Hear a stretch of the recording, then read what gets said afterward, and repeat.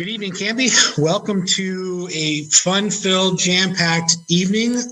We have a special meeting this evening where we will be interviewing and appointing a new city councilor. And then we have our regular meeting, which will begin shortly thereafter the completion of the interview and discussion and hence nomination of one of our candidates. We have 12 great candidates this evening to talk to and get to know and appoint someone from that group. So yeah, we're going to get started. Just a couple of pieces here as we begin the interview process. One, I just want to say thank you to the 12 candidates for stepping up and throwing your hat into the ring. It's I was overwhelmed, pleasantly overwhelmed at the fact that we have 12 candidates that want to join this council and help lead the city in a positive direction. We are 12 of you means that we have a potentially lengthy evening in front of us, but for those of you that are vying to be on the seats, we'll get an idea a little bit more about process, and I think the phrase is how the sausage gets made here this evening. So no matter the outcome of this evening, I do wish and hope that the other candidates that are not selected, that you please look into getting engaged here in the city with a committee or commission. We have a number of openings, a number of opportunities to be involved. There's also a number of civic groups here in the city that get involved in that can definitely use community participants and engagements from people such as yourself. So please keep that in mind. And again, appreciate you all applying for this open seat. In terms of process, just want to touch base on a few things for the council as well as the candidates that are here this evening. Order of interviews, working with Melissa and Scott, thought maybe of going through the applicants alphabetical by first name. Is that a problem? Is everybody okay with going in that capacity? I'm seeing lots of head nods, so we're okay there. Thank you. That will give the first, and there's a couple of other items here to talk about. So those of you that might be teeing up here first, you have a little bit of time to prepare to be the first interviewee. Second piece is we do have a candidate in the mix that has only 10 months of living within the city of Canby, and did share that with Melissa and city staff and myself about the matter. And so the question and after reviewing and having conversation with our attorney and our city manager, there is in the city charter that it does call for being within the city for at least 12 months. But it does allow for interpretation by the council and those choosing to fill this seat. So the candidate did ask that they would still like to interview, and if they were chosen, to defer their appointment to December, which would then be a year for them to be living within the city limits.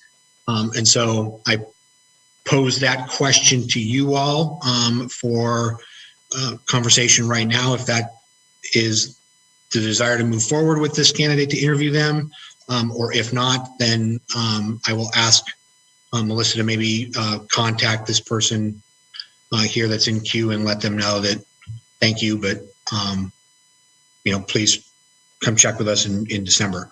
I think Sarah or Councilor Spoon, your hand was up first, or was it Councilor Bangs? All right, she's giving me the wave to go to Councilor Bangs. Yes, sir. Oh, I think Sarah Spoon's hand was up first. I think we have enough applicants that we don't need to delay an extra 2 months. I am curious to know which applicant it was, but I guess it's not an essential piece of information. I think that if we had one applicant, that we could certainly make that exception, but we've got a dozen. So if someone is not yet qualified, then I believe we probably have 11 who are. Okay. Thank you, Councilor Bangs. Councilor Spoon? I kind of look at it the same way. We have plenty of applicants this evening. I don't think that and my concern is genuinely that we've had some quorum issues this year, and now we're down an extra person. I don't really see a need to delay an appointment. I would rather work with candidates that are ready to serve immediately. Okay. Thank you. Councilor Varwig? Yeah, I am not a fan of bending the rules too far. I think that pushing that out, we have enough candidates to do it with those who, the other 11. I say we go with the 11, and we're going to have a long night as it is. And so while I appreciate the offer from the applicant, I would prefer that we just move forward without that applicant. Okay. Thank you, Councilor Varwig.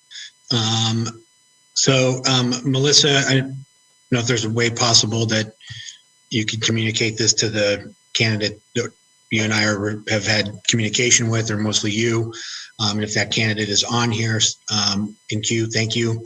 Appreciate your application, and please, as you get into Canby, please get involved in on a committee or commission that we've got. I think you would be a great asset to one of those committees or commissions. So thank you for that.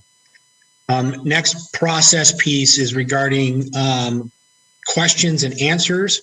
I'm going to start reverse and discuss answers. So for the candidates, we sent out a list of 9 questions for you to look at and prepare. And I think that those are based on some of the feedback from the council. We will be in a moment here discussing those 9 questions and which ones we want to go through this evening. Our goal is to make sure that we are asking all the candidates the same initial questions. Any follow-up will be based on your answers that you give to us this evening. We do ask that maybe try to keep your, because there are now 11 of you that we're interviewing. I don't want to shortchange what you have to say, but I do ask maybe to keep it to maybe 3 to 4 minutes for an answer if you can. I'm not going to say that brevity is the word of the evening, but I wanted to make sure that you cover what you have to say as adequately as you can, and that we feel satisfied that you've answered that. But we just want to keep things moving. In terms of the questions this evening, of the 9 that we had sent out, I did ask the council about weeding some of these down, and I've received some feedback from a couple of the councilors on keeping it to 2 to as many as 5 or 6. So I'm just going to kind of open it up for conversation with the council here of what questions maybe we want to stick to and ask. Councilor Bangs? Thank you. First, I would like to say how cool it is that we have so many people who are interested in serving on the city council. It was only 2 years ago that all of our spots ran unopposed. The civic engagement is really inspiring to me. Given the large number of people, if we ask all these questions, we'll be here all night. I would recommend that we pare it to 3. And if after 3, that'll take us 2 hours. I mean, if we have 11 people, if they each speak 3 minutes, that's 99 minutes. If you add a little bit of time in between, and for Zoom glitches like, wait, my mute's not on, and so forth, we're looking at 2 hours for 3 questions. So it would be my choice to pare it to 3, and I would recommend that we pare it specifically to questions number 1, 2, and 6 on the because I think those are the most important ones on the draft interview questions that were sent out earlier. Okay. Thank you, Councilor Bangs. I appreciate it. Council President Hensley?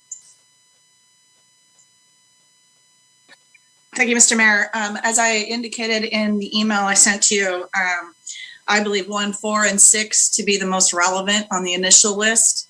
But I did also like your questions 10 and 11 that you added, specifically number 10 about the urban renewal district, being that we do wear 2 hats as this body. So I would think 1, 4, 6, 10 would be the most relevant, and limit to like 3 minutes apiece. Okay, thank you. Counselor Spoon. Yeah, I would say a max of 3 or 4 questions, given the number of candidates we have. The ones I like the most are 1, 2, 4, and 6. But I think that, basically we need to get to the crux of why are you interested in doing this? What do you think the problems are? Do you have any ideas on what we can do in the city? Any interest or pressing issues? That's to me the most important. Okay, thank you, Counselor. Counselor Parker? Well, as I wrote to you, I really think that it boils down to 2 questions. What's your view of Canby needs, opportunities? And then second, how can you contribute? So my preference is to go with fewer. And I think it's going to be easier to do cross candidates comparison with the fewer amount. So I'd go with Councillor Bang's suggestions, limiting it at least to 3 questions. Do you have a preference? The ones that he mentioned, yes. And I'm sorry, Counselor Bangs, that was 1, 2, 4, and 6? No, I said 1, 2, and 6. Thank you. Councillor Hensley said 4, and 4 and 6 are similar. I would be fine with 4 or 6. So I just don't want to go too deep into this because I've done interviews before. I think you all have. And if you go on to 4 hours, you become mushy and then make poor choices. So I think that, 3 questions, and I think those 2 are similar. Okay, thank you. Counselor Farwick. Yeah, well, I don't want to be here all night, but I think unless there's a predetermined selection, I think that 2 questions doesn't give us enough to learn about our candidates. So I think we need more than 2, but I don't want to be here all night. I'm good with 4 questions. But I do think number 11, as the chair of the Urban Renewal District, I think we need to ask about URD as well. So I would like to make sure that we have a URD question in there.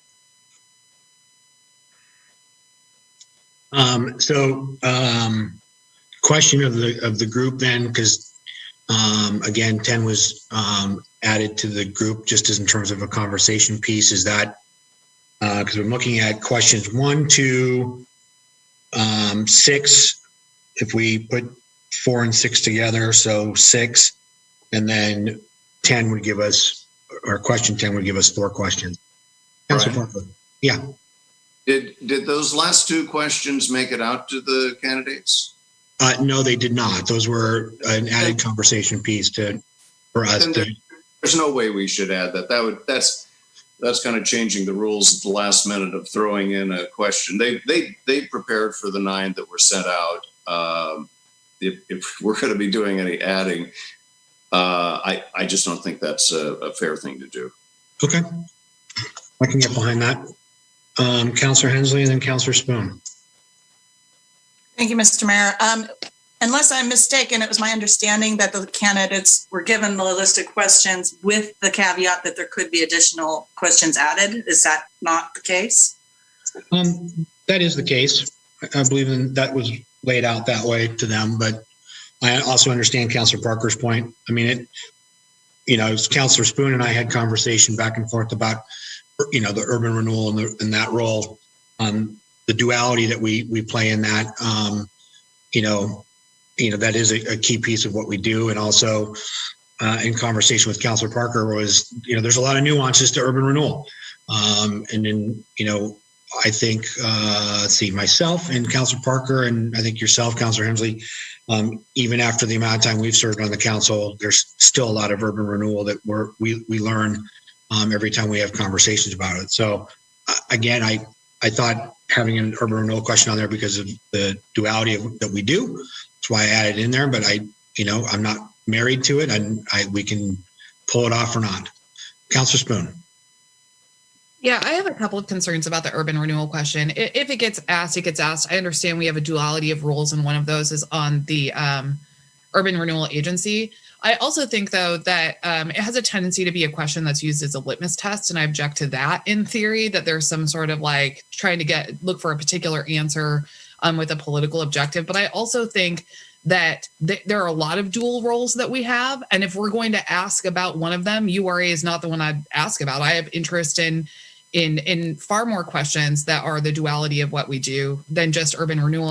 I don't like the idea of cherry picking one segment of our job and delving deeper on that when it's not the only part of our job that matters. And we don't have time to ask about every role that we have as a city councilor. So I don't like the idea of cherry picking one as sort of this test on whether or not they're prepared to be a counselor. We have a lot of jobs. Okay. Councilor Banks. Thank you. I also stand in opposition to including the URD question, and for similar reasons that Councilor Parker stated. This is sort of sprung on the candidates. Secondly, I think it's kind of minutia. We could just as simply ask about system development fees or burying utilities or expanding our road network. There's all sorts of things that we do. And if we start getting into those level of details, well, I've got to give a test in the morning. Like I can't be here till 8 a.m. So I propose that we stick with those three. And then if we feel we want to go further in, then we discuss another question or two. And so I'm just trying to get a feel for these candidates. And I don't want to get into specifics about any of the kind of issues, like specific issues like that. Okay. Thank you, Councilor Banks. Councilor Hensley, did you have something to add?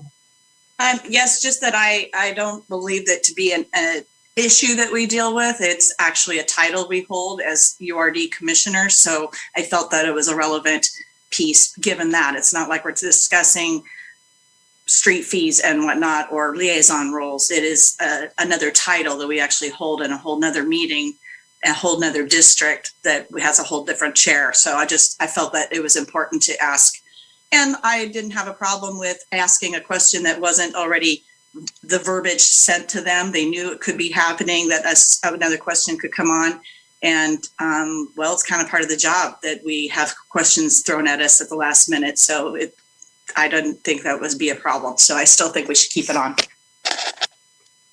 Okay. Well, it seems like the general consensus is that to not ask that question right now is part of that piece. And again, that, we're part of this process down the road. Maybe that becomes a question that's added on later in a different fashion or format. So we'll stick with 1, 2, and 6, which seem to be the questions that had the most that you all felt were the most important ones to ask. Councilor Banks. Thank you. I just want to clarify, because I think that there were two sets of questions sent out, one in an email from you, Mr. Mayor, and one included in the information from with this council packet. So I just want to be clear that we're all talking about the same question, because on my list, number 11 was the URD, and number 10 is what did you do to prepare for this? But what I'm really wanting to be sure of is that 1, 2, and 6 are, please tell me a little bit about yourself.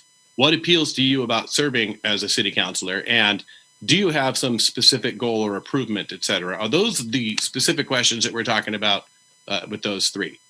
That is correct, sir. Okay. And I also just want to agree with Councilor Hensley. The URD question is a good question. It's just that we get overwhelmed with too many questions. So that was my concern. And so. Okay. You all have spoken. I got it. We're good. Next piece that before we begin is regarding deliberations here after we interview the candidates. In the past, we've done the process of kind of narrowing down candidates to a top 3 conversation, and then going into a deeper conversation regarding that. That's been posed to maybe not do that this time around.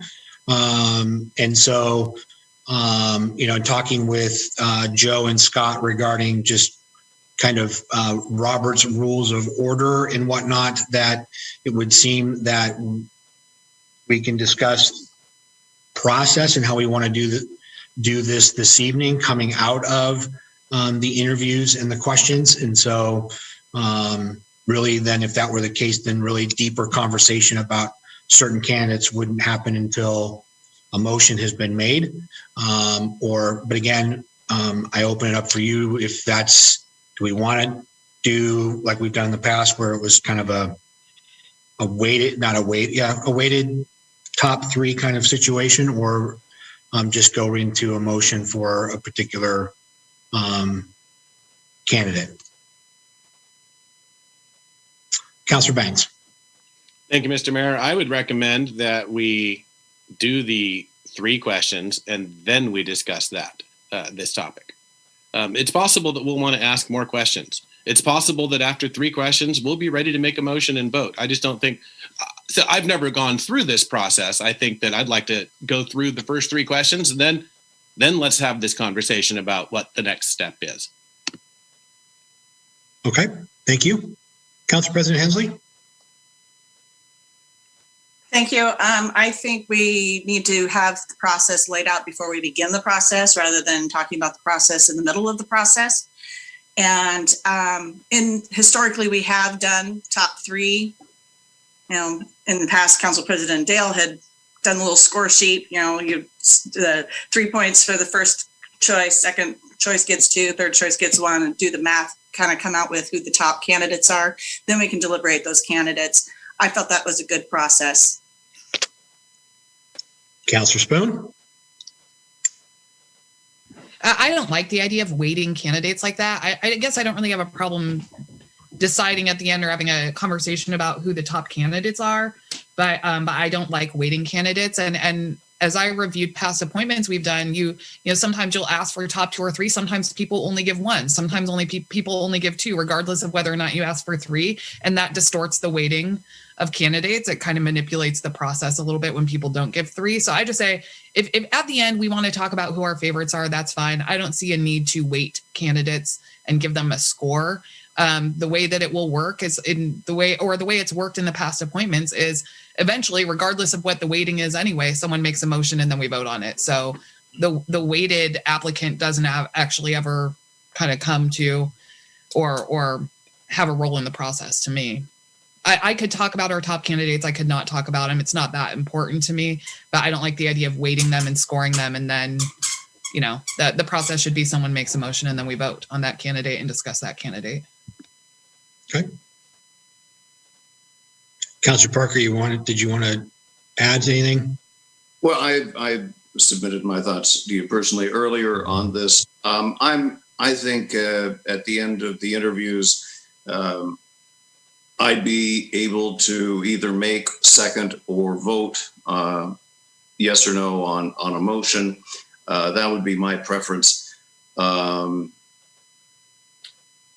Councillor Hensley likes the waiting. I always found it a tad awkward and kind of demotivating for some of the people to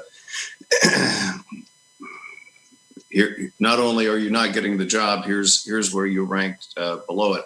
I'd rather go with a binary situation of us saying, let's see if there's going to be a motion on the floor, see if it's carried. If not, another one can be made. But my preference is for us to conclude the interviews, see if there's a motion, and proceed from there. Okay. I think we kind of have our post-process in that regards. Joe and Scott, am I leaving anything out that we talked about regarding these items?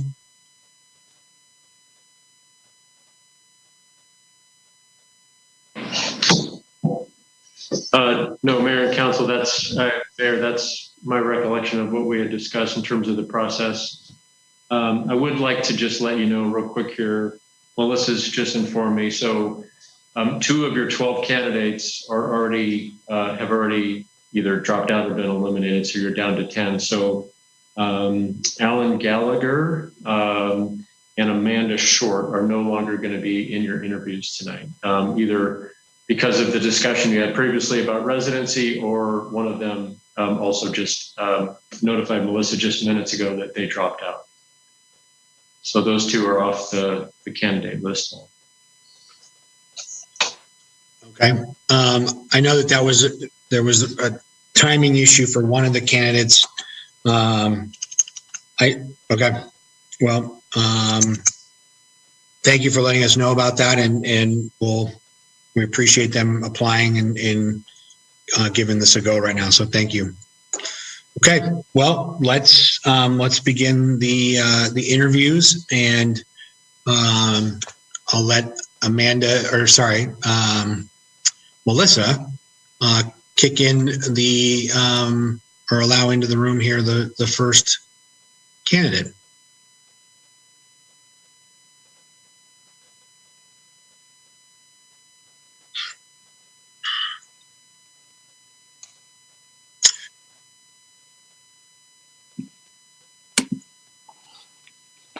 Good evening, Mr. Clark. How are you? I'm doing well. How are you all doing?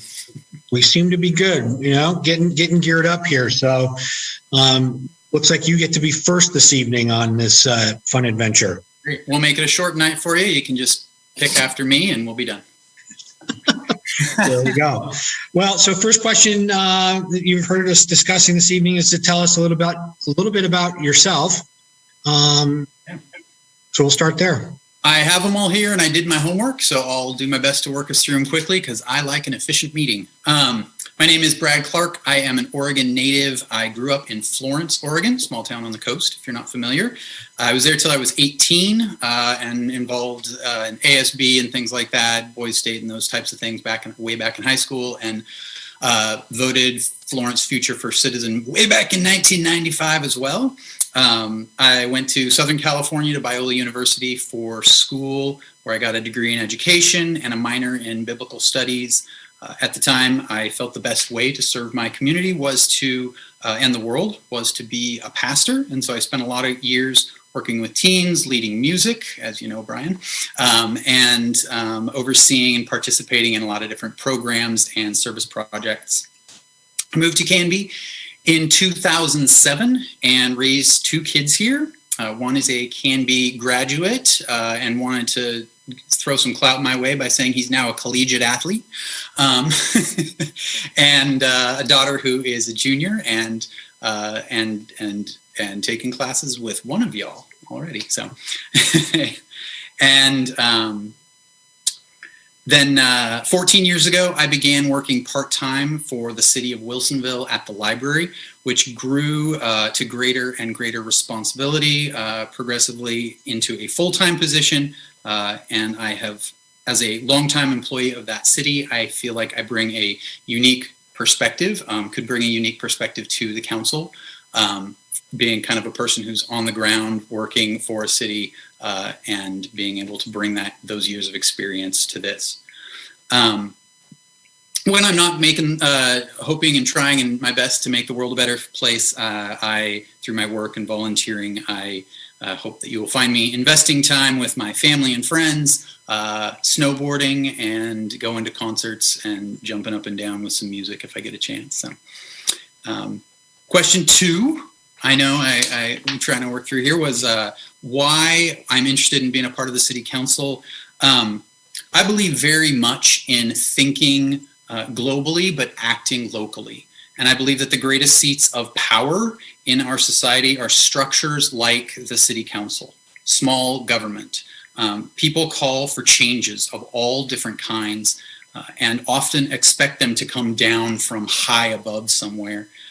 But there are two things about change that I want to say. One is that change almost always happens in small increments until it reaches a tipping point. And then we look back at the history and go, oh, that's when something changed. But it really had been working towards that change for a long time. And B, that change is hard. Change can be so hard. Some of you may be struggling with the fact that I started with one and then moved to B because it's uncomfortable, it's scary, it can hurt sometimes. And we have all been through so much change in the last year, the last couple of years, that it would be easy to want to freeze or fight or flee from that change. But navigating change and the future together is why I want to serve as a part of the city council. Because like I'm sure all of you, I want to help create and leave a better future for our kids and our grandkids and the generations that come after us. And to then address questions sort of 4 and 6 together in the pressing issues I see for Canby, and any specific goals. I will try and keep these a bit short too. I think the biggest, most pressing issue for Canby is division. That's the thing that I see and I worry about the most. It often has come down along party lines, and it's been one of the most painful and debilitating problems that I think we've seen over and over in our community. It can slow things down and make governing hard and gets in the way of a lot of other good change. And so I wanted to take this opportunity to just say that I don't belong to a political party, because I worry that those labels can sometimes serve to divide us. And that's also one of the things that has held me back from running for office in the past. And one reason why I think many people like myself sometimes don't feel as represented, because it seems that the world is these extremes, and none of us want that division. I'm sure none of you do either. So I wouldn't say that I have any specific agenda or items that I am planning to come in and fix and change and whatever about the city. I think livability is always the concept that we come back to as city leaders, and continuing to improve and make things better for the community. And that being said, long-term planning is at the forefront of my mind, and keeping an eye on the budget and how that relates to the wide variety of services that the city government provides.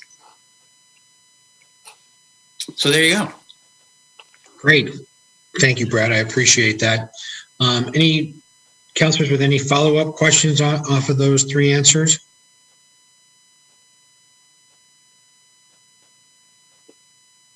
No? Okay. Brad, thank you for applying, and thank you for being here this evening. We really appreciate it. And yeah, we need to do coffee soon. Yeah, that would be amazing. All right. Thank you, sir. Thank you. Thank you, Mr. Clark.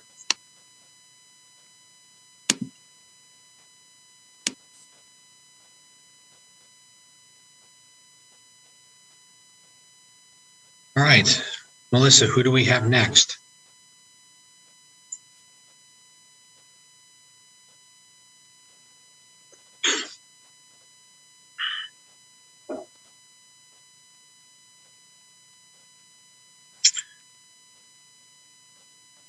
Good evening, everybody.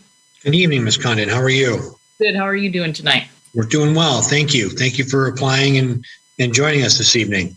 Yeah, thanks for the opportunity. So I can start here on question one. So my name is Bree Condon, and I've been in social service work. I just celebrated my 18th year. So I have done everything from foster care work, economic development work, and I currently serve as the executive director of the West Coast's largest domestic violence intervention shelter organization. And that was a mouthful. So I run Bradley Angle.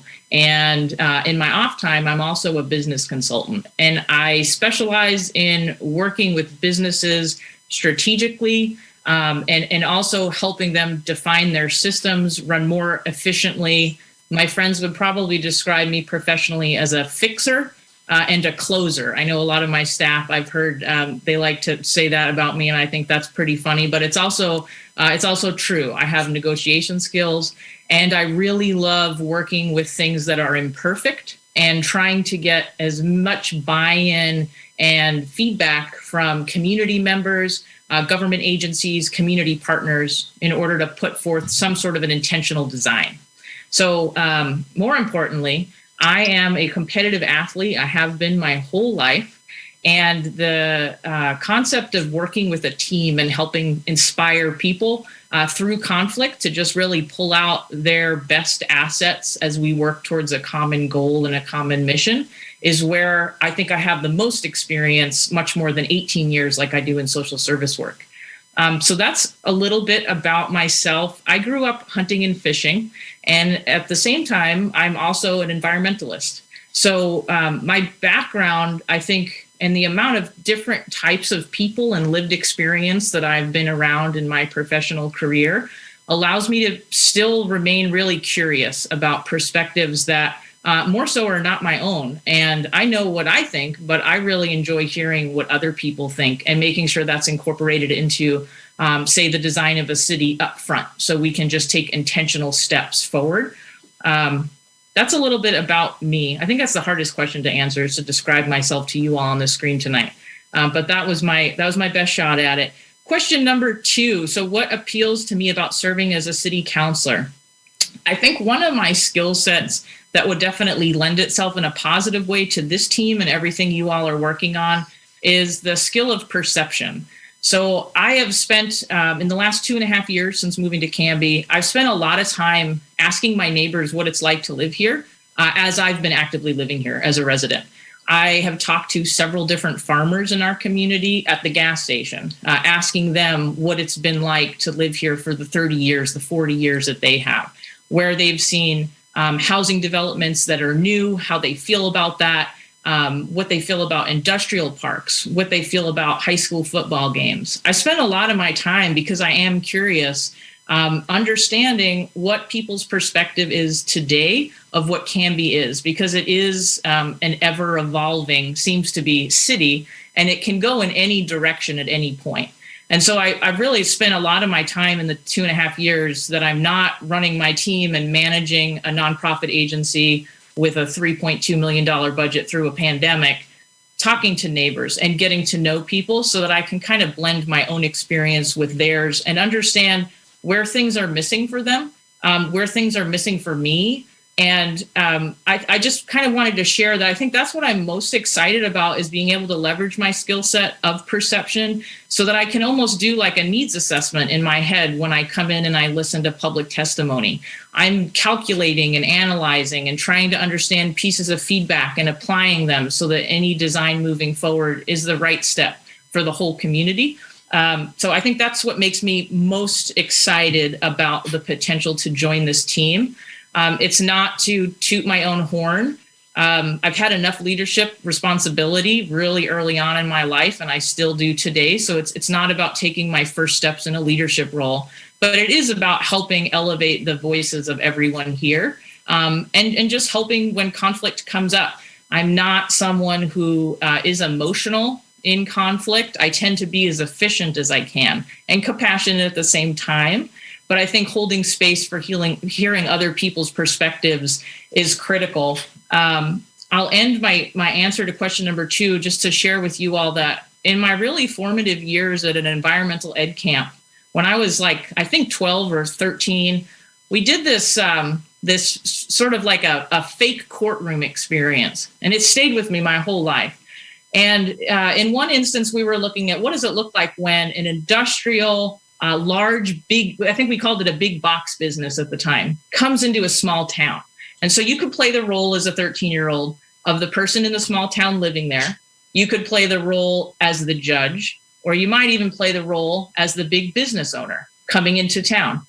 And it was a really critical lesson for me, not just because I got to participate in that and stretch my brain in that way and looking at that conflict and the dynamics, but also because I was forced into playing all 3 roles. So I had to take on what it would be like to be the big box business owner, what it would be like to be the judge trying to see how this is going to work with development coming into a small town.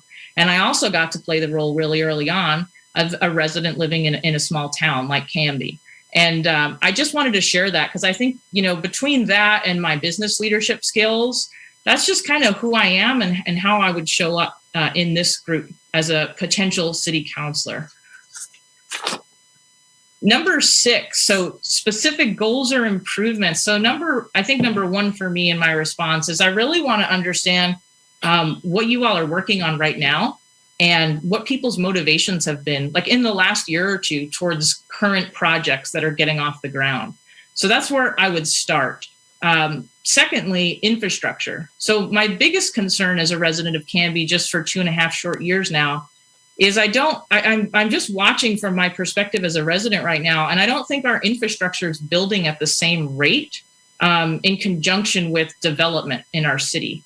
And so I think infrastructure it's a concern for me. If I had to jump into a project, I would love to jump into some sort of a strategic planning process for improving city water. Because as we get more and more people in the city confines of Canby here and the population increases, we want to make sure that infrastructure is in line to support that. And it's not a last minute fix or something like that. So I think for me, water is important. For me, making sure resources are also matching and growing at the same time our population is here in Canby for law enforcement and fire. So I've been 16 years now certified as a wilderness first responder. So I volunteered at lots of different fire departments in multiple states.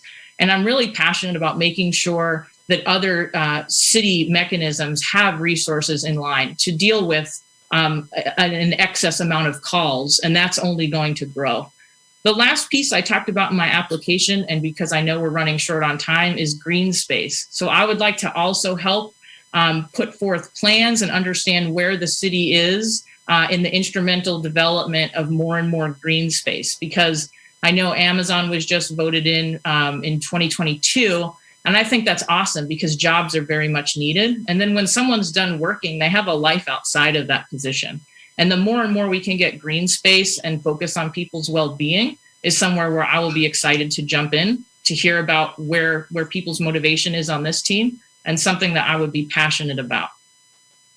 So that's my answer to number 6. Great. Bree, thank you very much for your answers and being here this evening. Counselors, any follow-up questions for Bree at all? And so, Bree, one of the things, and I failed to ask Mr. Clark this question, and was, you are comfortable and understand the role and time commitment of being a city councilor? Yes. Okay. Yes. And do you have any questions for us at all? I don't, not at this time. I'm actually learning a lot just by watching the team and how it's functioning and running. Okay. Well, Bree, thank you very much for being here this evening and for applying for the open position. Thank you very much, everybody, for your time. Thank you.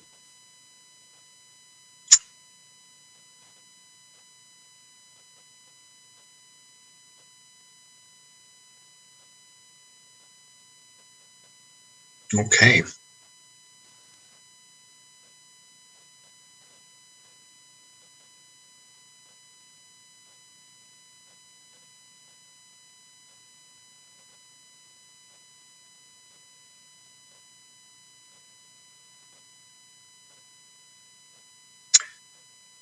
Mr. Peterson, hello.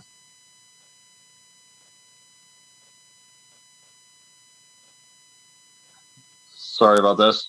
All right. That's okay. All right. Yes, sir. Thank you for the opportunity. I'm really excited to get to know you guys and kind of let you guys know about myself. To answer the first question, my name is Brian Peterson. I've lived in Canby since June of 2014 when I moved here. I have 2 children that grew up in Canby. My daughter, Jordan, went all the way through grade school here, and then my son just graduated last year from Canby High School. I have family roots in the community. My sister-in-law is a teacher here in Canby, and then my brother is a correctional officer at Wilsonville here. So I have roots in the community, and I've lived here, like I said, for 7 years, and I really love the community, and I love a lot of things that are going on, but I'm also concerned about some things that are going on as well.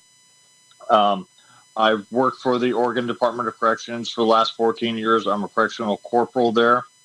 I have seen a lot of things working for the state, so I think I have a unique perspective as far as how the system works as far as from the state perspective and stuff like that. I may not have as much experience dealing with the city level, but I've observed a lot through working for the state and seeing the things that are going on with the state. I just recently got married in February, so my wife is here with me in the community. She's an immigrant, so she's excited to get roots in the community and be a part of the community as well.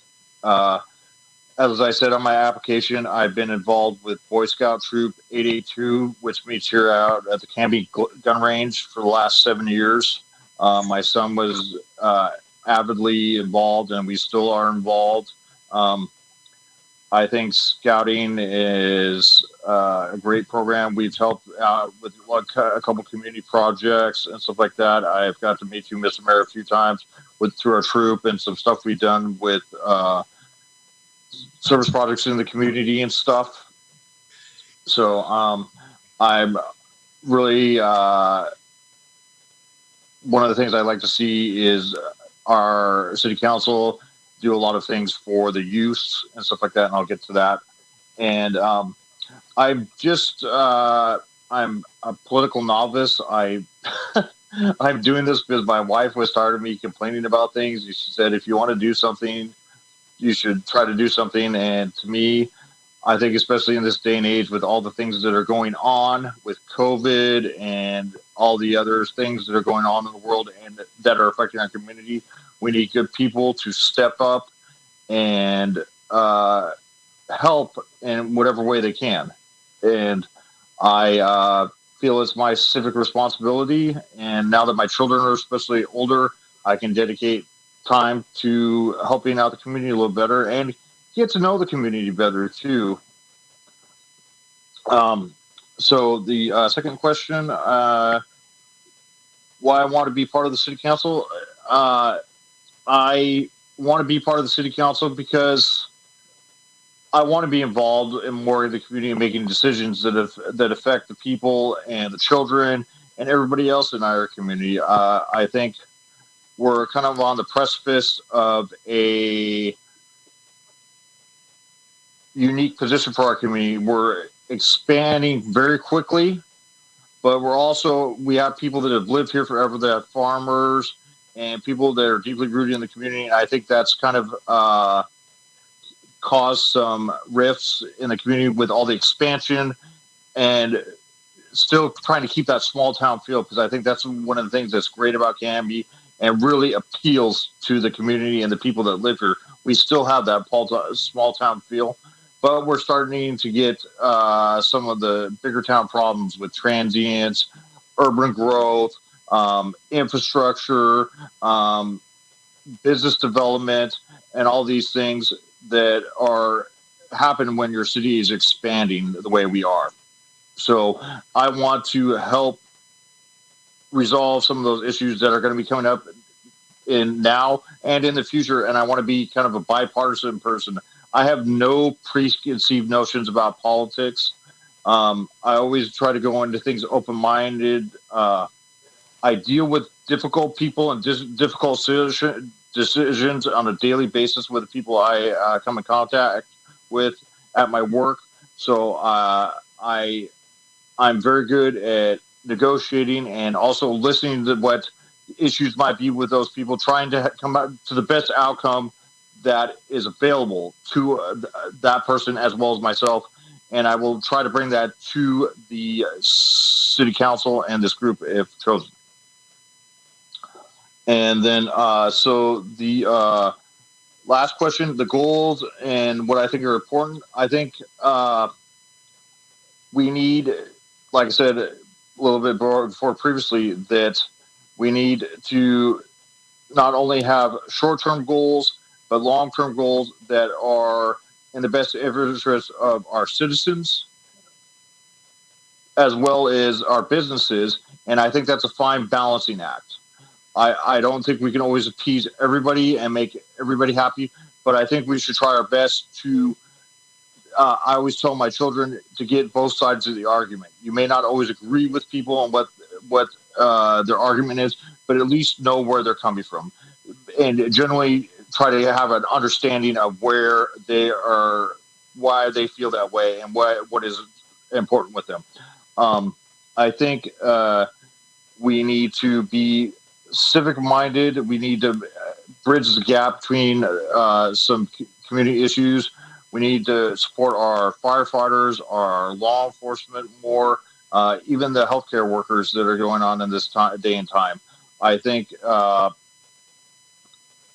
are all important. Plus, I think the new businesses that are starting up here and stuff like that, I think we need to nurture those people. We need more people like that. We should encourage especially small business owners that want to come. We want them to come to Canby. We want them to start roots here, and we want them to be an integral part of our community. And but I also want the citizens here to feel good about the businesses that are coming, and also nurturing those businesses and have a symbiotic relationship with the whole business and community and citizens trying to make everybody happy. So thank you for your time, and I hope you choose me. And if you have any questions, please let me know. Great, Mr. Peterson. Really appreciate you applying and taking the time to come talk to us this evening. Council, any follow-up questions for Mr. Peterson? Not seeing any. Mr. Peterson, any questions from you about the time commitments, what it means to be on the council? No, sir, not at all. I work. My work schedule is pretty open now. I work a variety of shifts, and I'm always available. I'm a graveyard person, so I'm kind of a night owl. So my schedule's kind of all over the place. I'm very flexible, and I would just very much like the opportunity if given it. Well, great. Appreciate that. And then, do you have any questions for any of us at this point? No, sir, not at all. Okay. Well, thank you again for taking the time this evening, and really appreciate it. Thank you very much for giving me the opportunity. Thank you very much. And please have a good evening. You too. Thank you very much.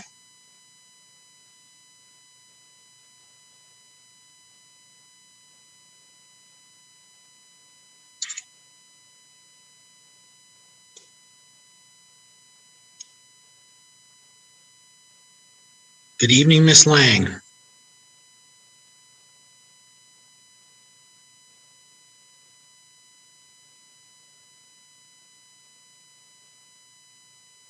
Cindy, I think you're still on mute.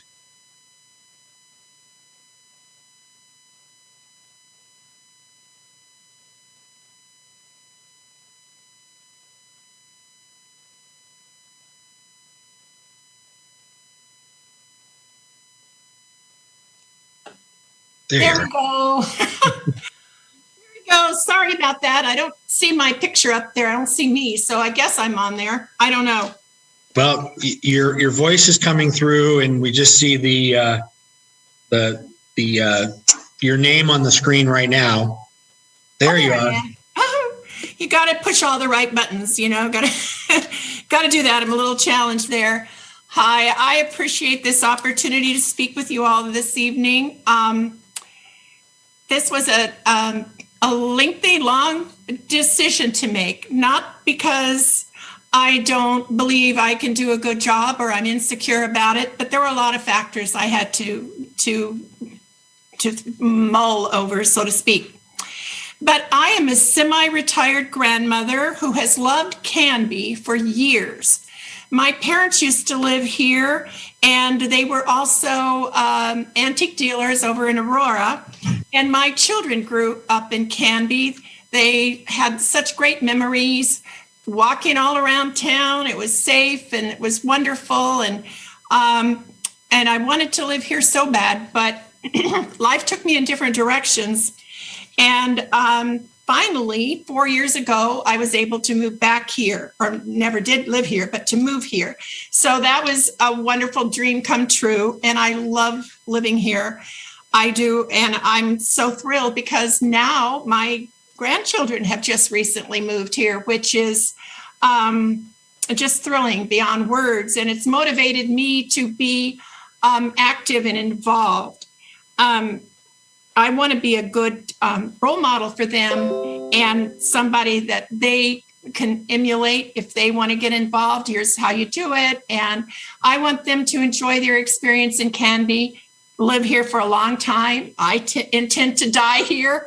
I'm not going anywhere else. This is my town. It's been my town for many years, even though I didn't live here. I know that sounds kind of strange maybe, but I love it. So anyway, a little bit about myself. I come from a very entrepreneurial background. I've owned several small businesses, but I've also worked in corporate America for Nordstrom for several years as an account coordinator liaison with the corporate office, the buyers, the vendors, and the sales girls. And I had to keep everybody happy and motivated and smooth some ruffled feathers. So I'm really good at doing that. I'm really good at listening to people. So I got a lot of experience there, and owning your own business. You're dealing with the public and employees and so on.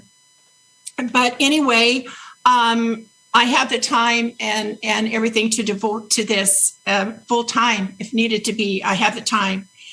And I also have been very philanthropic, worked for nonprofits, donated, did all the grunt work you need to do sometimes. I love that. I love giving back. And I love community theater. I've been a performer, professional performer, vocalist, actress, and so on. Not so much lately, but if I have an opportunity to get back into it, I will. But I love doing it. But I could tell you a lot more about me. I don't have maybe some of the education or experience. I had 2 years of college. But I have life experience, and I think that goes a long way. And I have a lot of passion to make things better. So what I really know is most important to you is that you know what I would be willing to do for Canby. Could I be that good spokesman and proactive person to help do everything possible to make Canby the vibrant, wonderful, diverse, family-friendly community that it is? And I love this opportunity to perhaps serve in this capacity in an unbiased and open way, to listen to people's needs and concerns, to let them know they're heard, because I think everybody wants to feel heard, don't they? And they want to feel like what they say matters, and they want to feel like they're a viable part of the community here in this regard. So I want to do that. And I want to keep Canby safe, and I want to keep it prospering, even though it's growing very quickly. But I want that so much. And I want to keep our children happy, and I want to keep them safe in the community. And everything needs to be done in love, compassion, and respect. I'm a connector of people. That's what I've always been doing, and that's what I will continue to do. And be an advocate for the downtrodden, to be the voice for the voiceless, and to make things better. So what I find as a pressing problem right now, of course, is the rapid growth. A lot has changed since my parents lived here. And when I moved here, I didn't see all of the changes immediately. Some I didn't really like, but I know you can't stop progress. And I know we have to make good decisions, that everything is done in the right manner. But I want to be able to preserve the history, and I want to be able to preserve the beauty. And most importantly, the safety and well-being for our children, both now and in the future. We need to grow in a responsible manner and keep Canby vibrant as well as beautiful. And this must be done with thoughtful and positive communication within all aspects of our community, keeping an eye on policy-focused issues instead of personal agendas. I think that this is where some things get tripped up, is that people aren't being unbiased and they're wanting to have their way because they think it's best, right? A lot of people do that. But I can be unbiased, and I can make decisions for the good of all. And I want to say I look forward to serving Canby if you so choose me to do that. And I think I'll make you very glad you chose me. And I wanted to also say I printed up so many things, like even the urban development, all of that. And I thought, oh, wow, this is a lot to read. But I can read and I can learn, and I will. And I love the policy here of operating guidelines. I printed it up. There's a lot in that, but it's awesome. And I totally support it. And totally look forward to doing my part in keeping Canby the most beautiful city in the country. Thank you. Thank you, Cindy. I really appreciate you being here this evening. So thank you very much for that. Again, my questions tend to be, again, just clarifying that you understand the time commitment of being on the city council, that it's not just 2 Wednesdays a month, that it's, well, you run into a situation like this where sometimes we start at 5:30 and we run until the work is done. So always want to just clarify that piece of it. And then do you have any questions for us at all, Cindy? No, not at the time, but if I'm chosen, I'm sure I'm going to have a lot of questions. I do like to ask questions without being redundant, but no, I don't have any at this time. All But I right. do have time to spare and time to devote to this position. Great. Counselors, any questions for Ms. Lang? Okay. Ms. Lang, thank you so much for being here this evening and for applying for this opening. Thank you. All right. Have a great evening.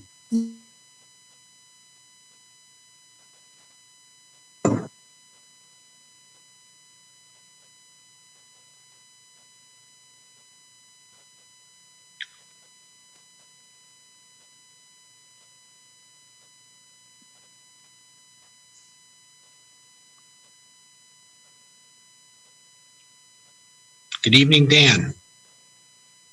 Good evening. Hello, how are you? Well, Mr. Mayor, councilors. Dan, I have a very important question. Can you pronounce your last name for me, please?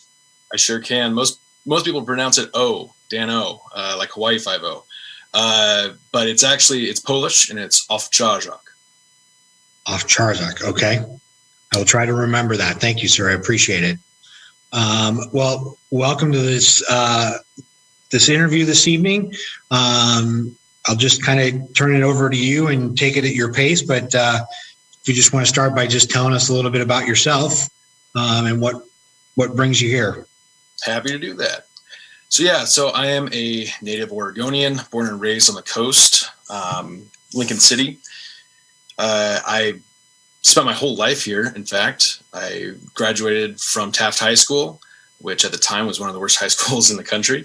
I went to Lewis and Clark College in Portland for 2 years before I transferred to U of O, got a degree in math and business.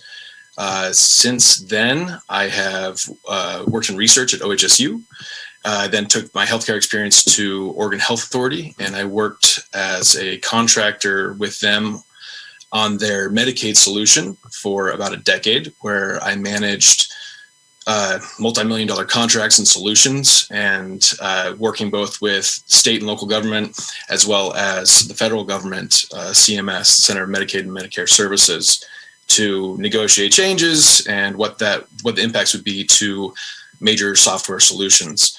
I've also worked at Nike. I managed a team of 900 people there. And I currently work for Microsoft, managing banking customers. I work here in my office, which is just a stone's throw away from the library. So in fact, when I got on here, I'm not used to Zoom. As a Microsoft person, I'm used to Teams. And I thought, man, nobody can hear me or see me. I must need to run down to the building. So you might have seen me in the background there about an hour ago. Anyway, so that's a little bit about me professionally. I have 2 children. I have identical twin girls that are 5 years old.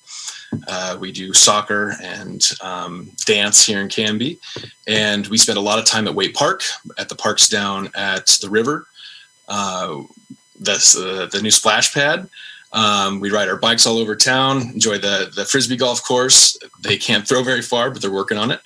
And my wife, she's lived in Oregon her whole life, and we actually purchased her grandparents' house, and we are maintaining the legacy. And this is our forever home here in Canby.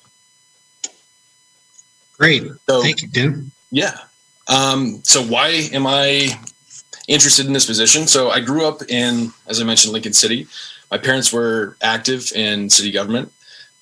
There was a lot of conversations that I was privy to growing up there. The most important probably be the decision of the casino coming in and the impact to local businesses, the infrastructure, how do we manage tourist season, all those things.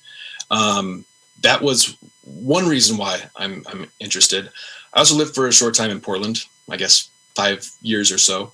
And I saw exponential growth in Portland as well. Similar, I guess, issues. And we're I don't like to say it, but maybe a satellite community to Portland or Salem. And I think there's a lot of impacts there. So one of the reasons why I'm most interested in this is, as other people have mentioned, I think that division is a big issue facing us today, especially in light of COVID and people being at home. And, there's all sorts of things kind of going wrong in the world. Some people might consider, but hopefully there's a light at the end of the tunnel where we'll all be coming together. I've really enjoyed, I guess my favorite thing about Canby is the community events, community spaces. Slice of Summer's a huge hit here at the house. The farmers markets, all the other community events.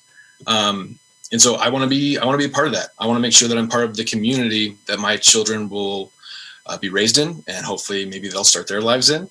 But I want to be invested in this community. I want to make sure that I'm here and participating in the growth of Canby. How do we maintain the identity of a smaller town while also addressing the big problems of a growing community?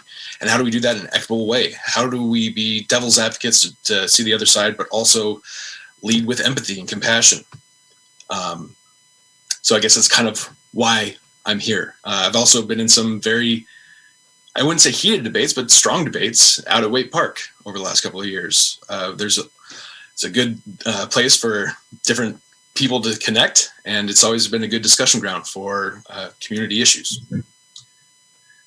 When it comes to what I think are the biggest challenges or the specific goals that I'd be focused in, I'm going to hit on some of the similar topics, right? I want to bring the community together and maintain some sort of identity, the Canby identity. There's something special about Canby that a lot of other communities around Oregon may not have, which is this awesome community group. I mean, it's such a beautiful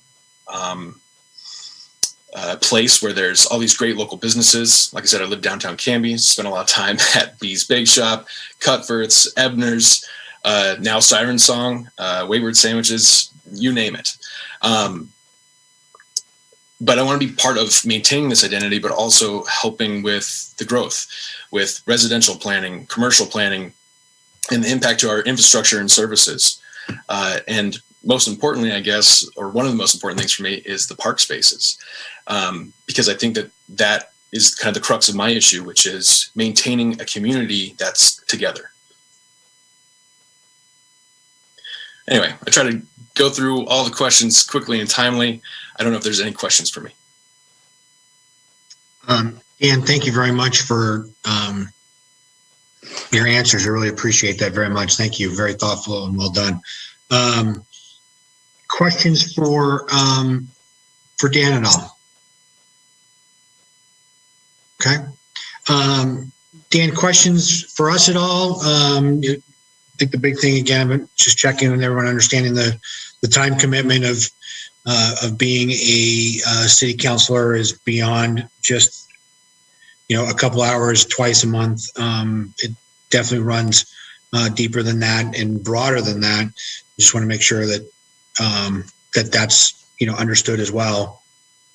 Yes, it's understood. One of the pleasures of working in IT is that my schedule can be a little bit flexible. Great. Any questions for us? I guess, are you guys continuing to meet, I guess, via Zoom? Are there any opportunities to meet together? Are there, I guess, how do you accept a new person into this group, right? You have relationships. How does a new person join this group? And how do they become a voice in this group?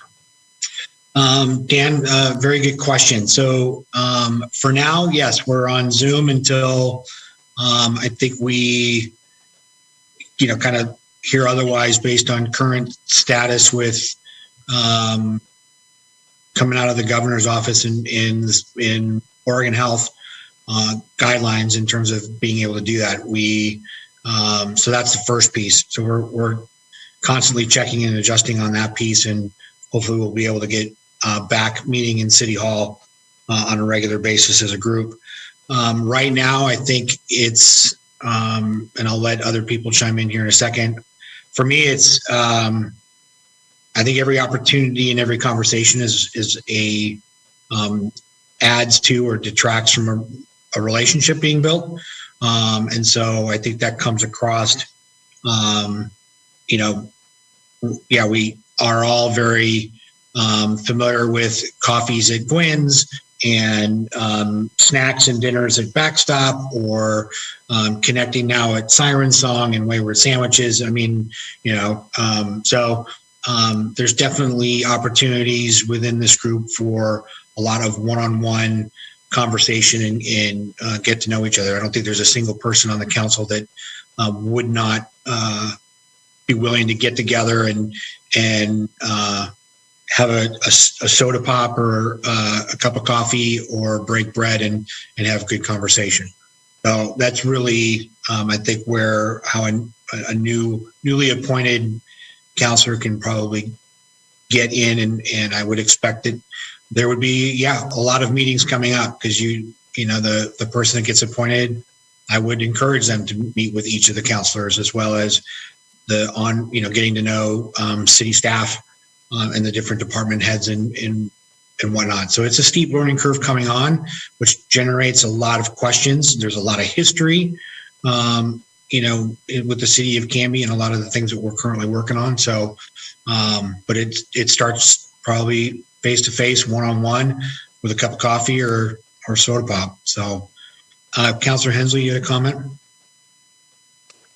Thank you, Mr. Mayor. I probably should have said this on the first candidate, but to answer Dan's question, as council president, I try to periodically check in with the councilors and have those one-on-ones. In fact, as soon as I became council president, I met with every one of them within the first couple of weeks.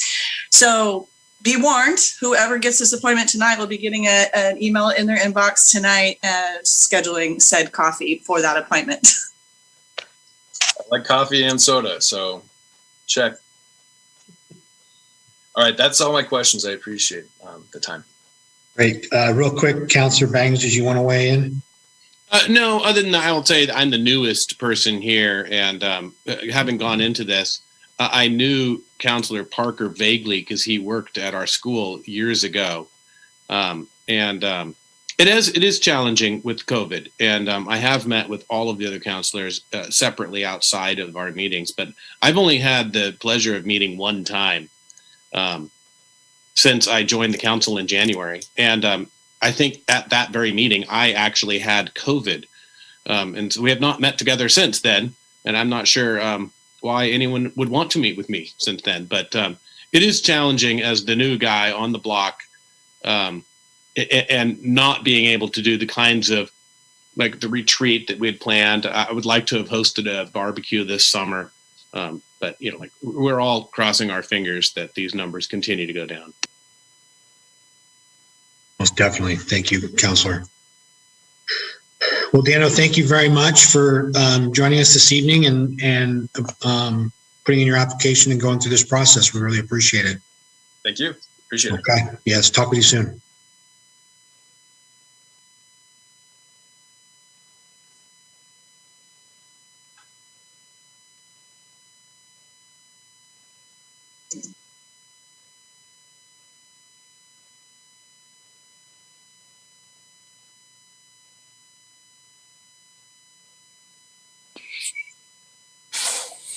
Good evening. Good evening.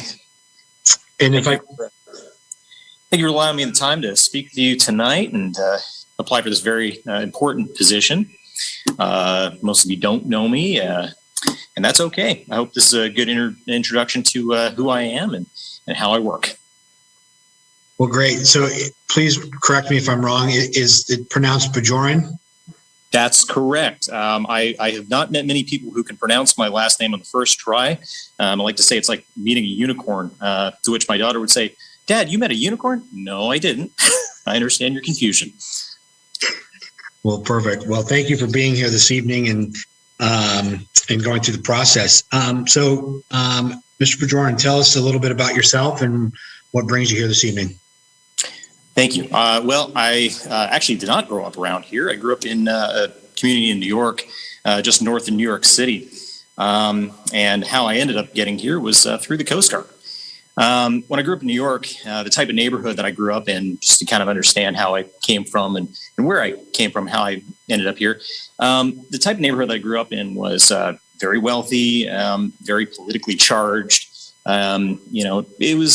It was not the best environment to grow up in, but I made it through. Went to college, got a degree in political science, and after I did that, I realized that I wasn't doing enough for myself, for my community, for the country, and so I joined the Coast Guard.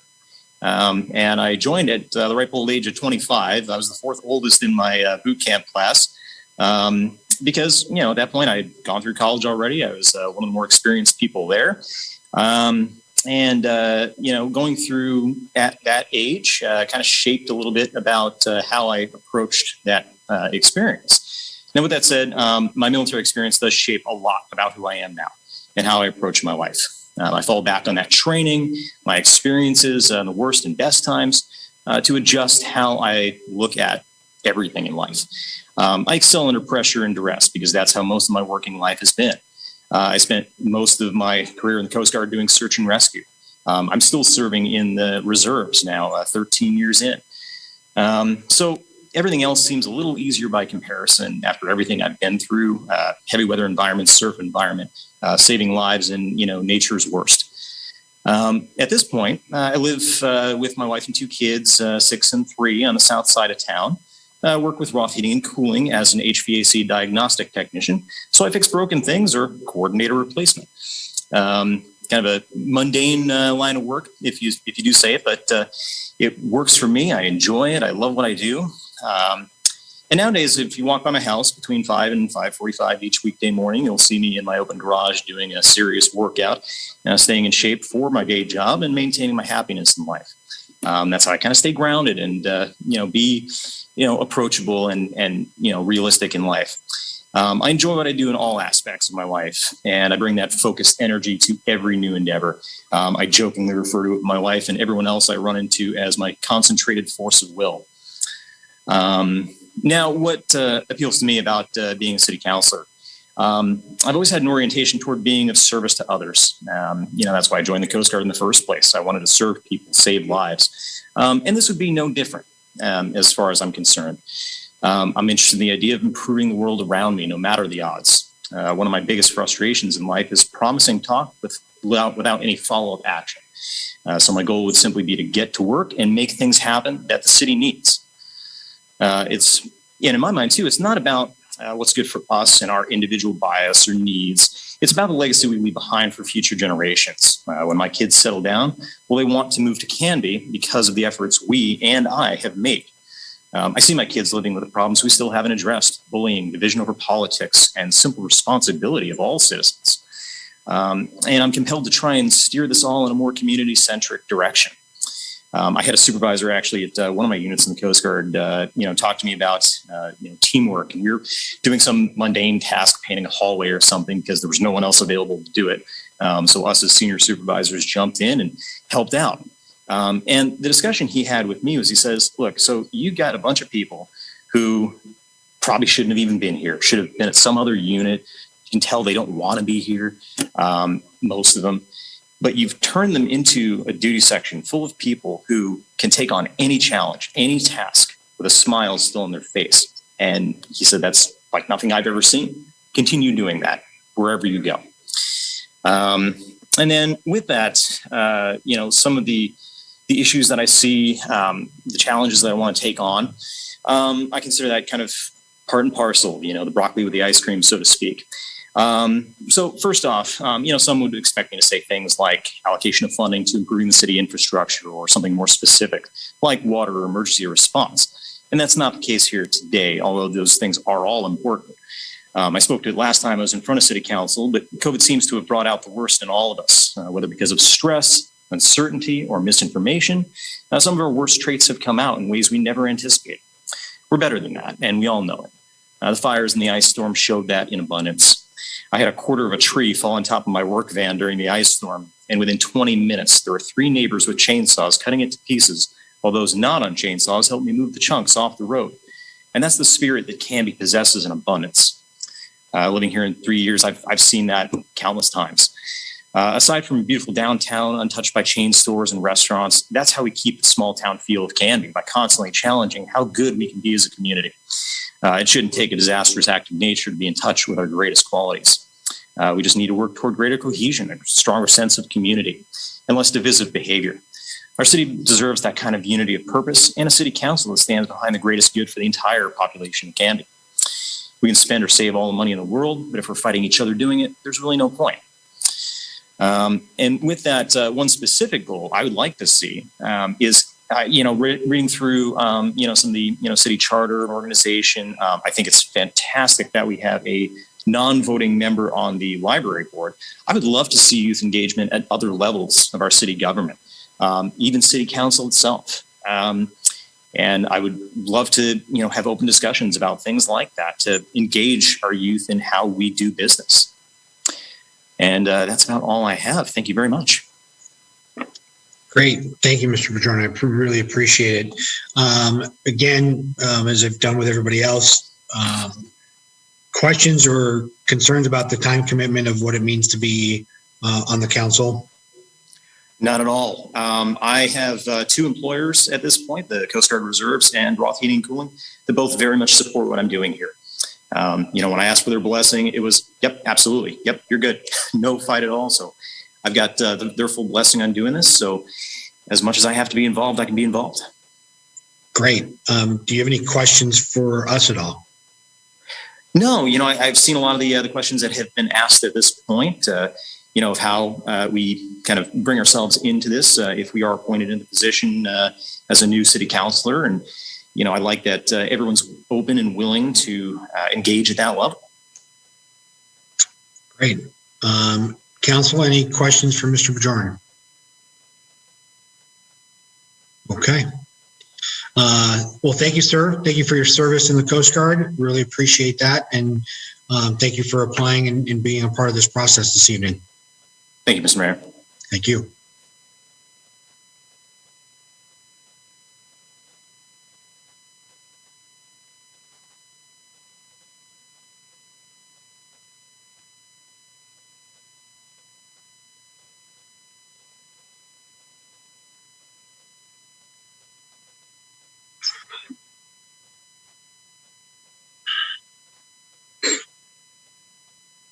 Hi, good evening. Good evening, everybody. Mr. Heeb, hello. How are you? I'm doing well, Mr. Mayor. Thank you. Great. Well, thanks for joining us this evening. We'll just get turn it over to you, sir. So tell us a little bit about you, Mr. Heeb, and why you want to be a part of this. All right. Yeah, first off, I'd like to say thank you, everybody, for this opportunity. And thank you, Mr. Mayor and councilors, and hello to everybody at home. Myself. First off, I've had a very diverse and full life. I believe that I have the abilities to serve this community, to the best of my ability, and I think better than the other candidates, even if that is a little vain to say. Biggest thing about me is I care about people. I care about every citizen in this town, everybody that lives here. I'm a small, help run a small business. I'm the director at two childcare facilities. We take care of over 100 children, 100 family, about 120 families in Wilsonville. I'm also a Marine Corps combat veteran. I've fought for our country. I'm also a father of 4 children who plan on raising them here in this town. And I'm also a husband, and I think I try to be the best that I can be. And my wife supports me in this very much so. And as long as I got her blessing, I figure I'm doing something right. But as far as I guess I'll move on to question 2, if that works. I want to serve in a serve in a community where everybody can feel welcome. Everybody feels at home here. This is our home. This is Canby. This is where I have chosen to put down my roots. I want to keep the small town feel as we grow. And I also want to serve in a nonpartisan capacity because we are not here to, for politics. We're here to take care of those in our community. I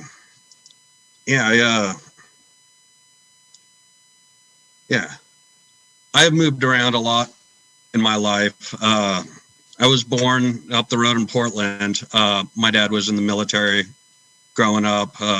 So I moved all over the place, but Canby's always been my home. It's always been where I put roots down. And then later on, after going through school, I moved back here and I continue to put roots down. And I want to serve because I want to help make this town better, or at least keep it to the high quality it is at this moment. It's in a nutshell, I want to serve our community because that is my purpose in life, is to serve others. And then on to question 6, I guess. I wrote down a few things. Listen, over the last couple of years, as you all know, that I campaigned for this position this last election cycle. And and so I do pay attention to what the community has said that they need. It comes down to, there's basic things like the roads, water treatment facility, but I'll go through. The Walnut Street extension is one project that I see a lot of people, they're worried about the traffic on Sequoia Parkway and diverting all the truck traffic, especially with the growing industrial area. I'd also like to, make sure that 99E gets repaved. I know that's on the agenda for the next year or two. I also would like to work on speeding up the building of the water treatment facility over and taking water out of the Willamette River, because as we all know, there's a slight odor and taste to our water. And, with all the growth upstream in the Malala River, we need to find a better place to pull our water. And I know it's in our 10-year plan, but I think that could be sped up a little bit. And our sidewalks, I would like some continuous sidewalks in town. My children often walk to school and be able to walk around the community. And there are some spots where it's just the sidewalk just ends and there's nowhere for them to walk. And I fear my children or other children may be hit by cars. And I want to minimize that risk for the residents here. I would like to continue to improve our parks also as they grow and as we have to serve more people in our community. And I'd like to promote, the unity in our community. I'd like to promote, reaching across the aisle to people that we may not totally understand or may not totally agree with, because we are a very diverse community. Whether it be culturally, ethnically, the way in people's upbringings, we need to be working together to better this community for each of us. And I think I'll wrap it up there. Well, great. Thanks, Mr. Heber. I appreciate that very much. And again, thank you for being here this evening. Time commitment. It's not just 2 Wednesdays a month. It can be more than that. And so I always ask the question of anyone interviewing of understanding the role and the time commitment of being on the city council. Yes, sir. Yes, I fully understand that there are additional liaison duties and then as tonight, a special work session. But one thing that I should mention is my boss is also my mom, and my and my wife, I guess, we're business partners, and they're both very supportive of me in this venture. And I'm the director at my facility, and I am able to be flexible, and I can always, get away from work and to be able to fulfill my obligations here on the city council if I am chosen tonight. Great. Thanks, Mr. Heeb. Appreciate it. Councilors, any questions for Mr. Heeb at all? No? Okay. Mr. Heeb, any questions for us at this point? No, I don't believe so. I think, I think I'll wait to talk to you all after you make your decisions, and so Okay. I'm all right. All right. Well, again, thank you for being here this evening and being a part of this process, and we will chat with you later. Thank you. Have a good night, Thank you. everybody.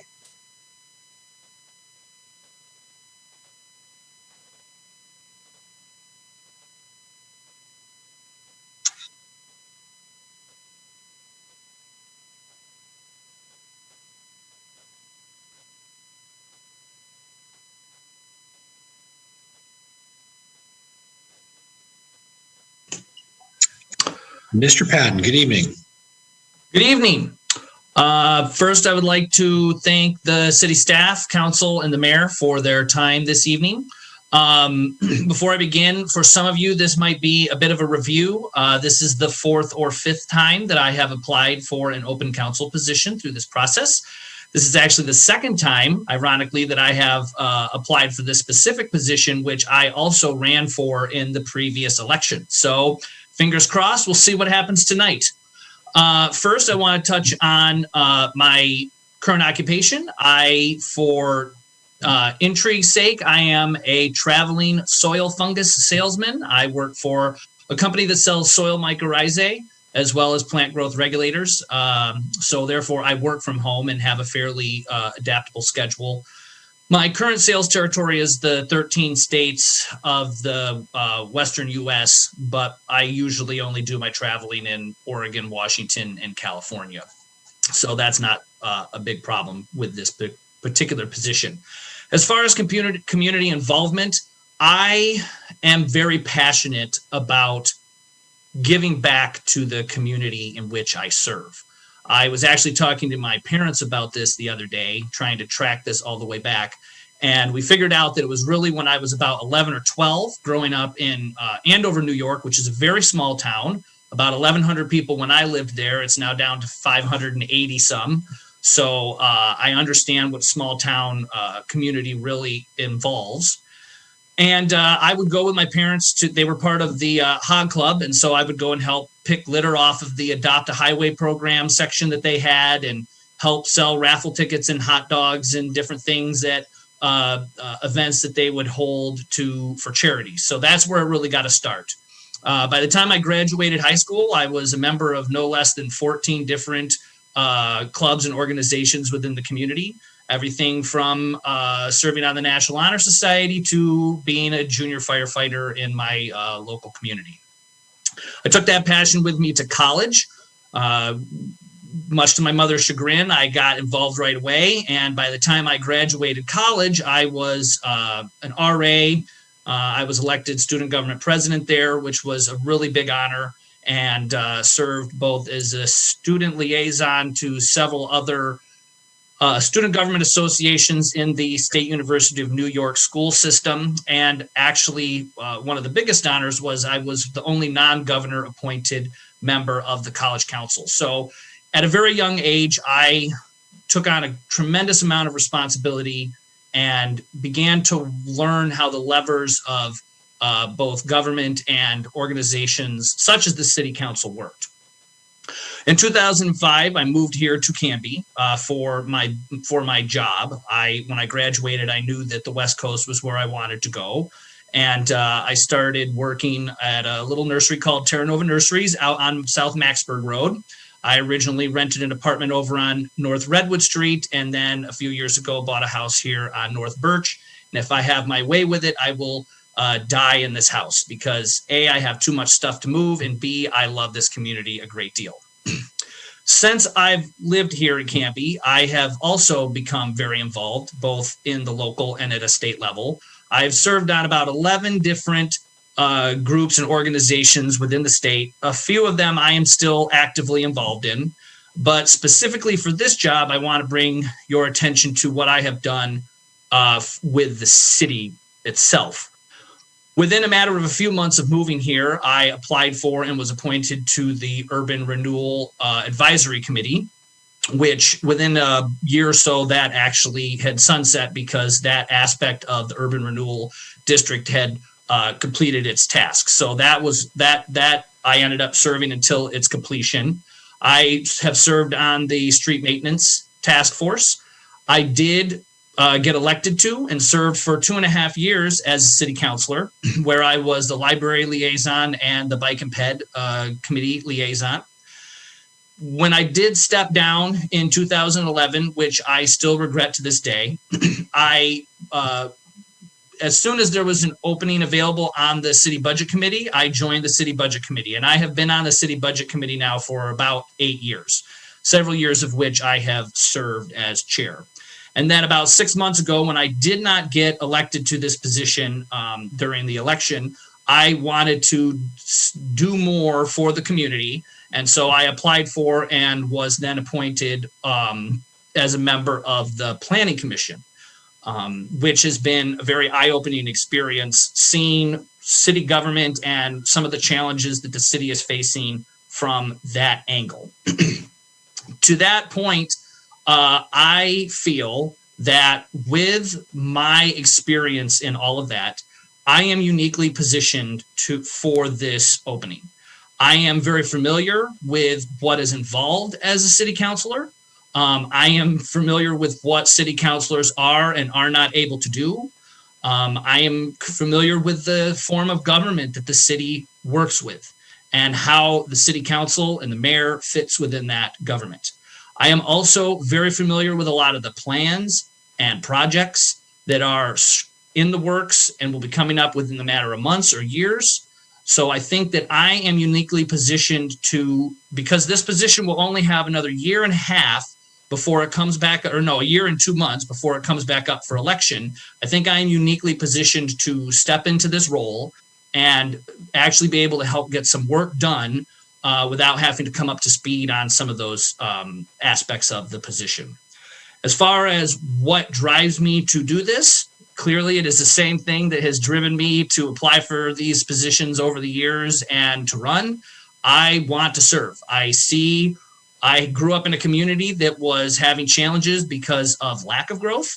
I now see the challenges that come from an abundance of growth. And I really want to be a part of not only planning and hearing what the people of Canby today have to say, but hopefully laying the groundwork for the councils and the citizens of this city for the future.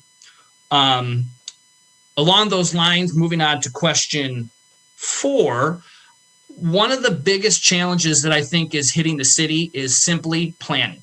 There are a lot of issues that are coming up, but I think planning is an overarching fix to many of these problems. The Parks and Recreation study and master plan that is going to be coming out at the first part of next year plays into this. The fact that the TSP needs to be updated, the housing needs study, all of these things are happening because we are at our 10-year renewal for a lot of these. Some of them should have been done a while ago, but due to transitions within city leadership, those things did not happen or fell through the cracks. So I think it's important to get caught up on those things, because another thing that I think is important that the city needs to look at is making some serious updates to our city code. Being on the Planning Commission, I see how these older, out-of-date codes are having a tremendous impact, not only on the planning of the city, but the residents.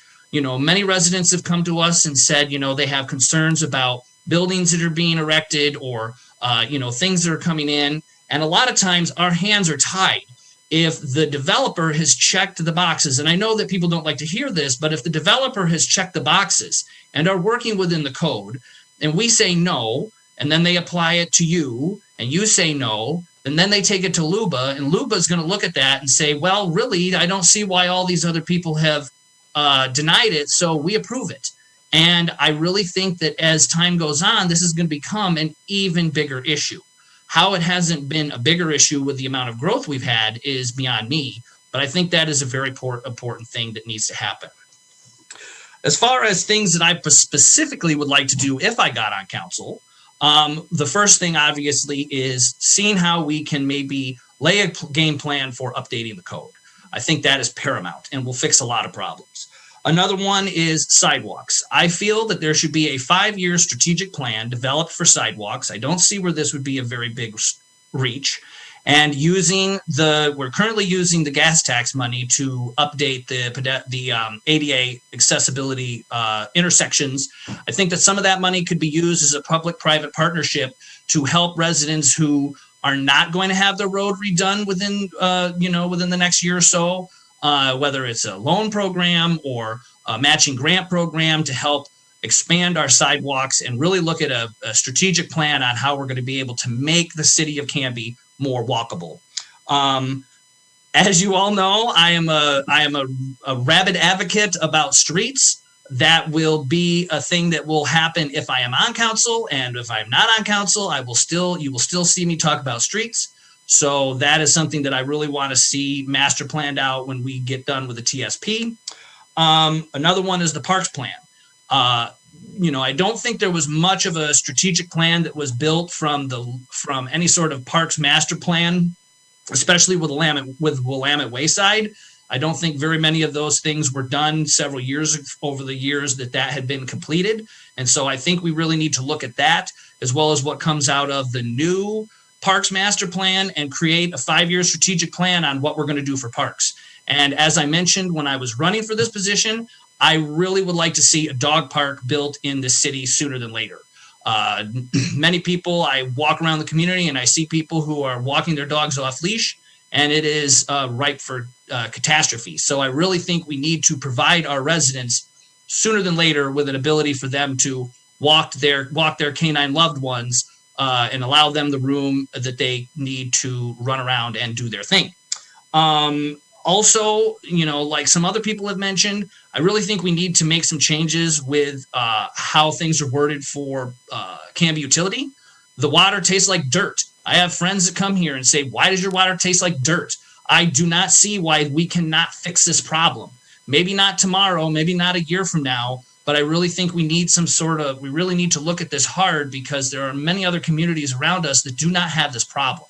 And getting the flyer in the mail saying that the Canby Utility will allow you to buy a filter is not fixing the problem. It is a Band-Aid on top of a Band-Aid on top of a Band-Aid.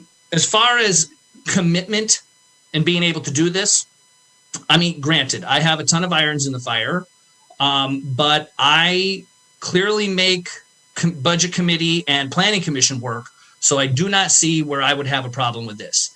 I will just throw out this caveat. I am a fan of being able to do these things remotely. Even if I am traveling, even with the planning commission, and when I've been on the budget committee, I have, whether I'm in Ohio or Hawaii, I have gone out of my way to make sure that when there is a meeting for any of those organizations, if I make myself available to call in and be part of the meeting and available for quorum so that the meeting can continue. In fact, I think this year on planning commission back in May or in July, I was in Ohio and I called in, and I think if I had not have done that, there would not have been quorum and that meeting would have been canceled. So at this point in time, that is about me. Those are my ideas and thoughts, and I welcome any questions you might have. Great, Mr. Patton, I really appreciate it. I will forego my question about understanding what the council time commitment is. You've been there, done that, and I think you probably have a few T-shirts to that aspect as well. do you have any questions for us this evening? No, like I said, I am very familiar with I will say I am very familiar. I'm not completely familiar. Obviously, there's things that happen during executive session and that I do not know of. So no, I think I am pretty good. The only thing I would say is that if you have any questions about anything I've said or anything like that, don't hesitate to ask. I'll be more than I'm a fairly open book, and I'm more than happy to answer your questions. Great, thank you. Council, any questions for Mr. Patton? No, not seeing any. All right. Mr. Patton, thank you. Thank you for applying again and being a part of this process. I really do appreciate it. And we will be chatting with you soon. Awesome. Thank you very much. Thank you.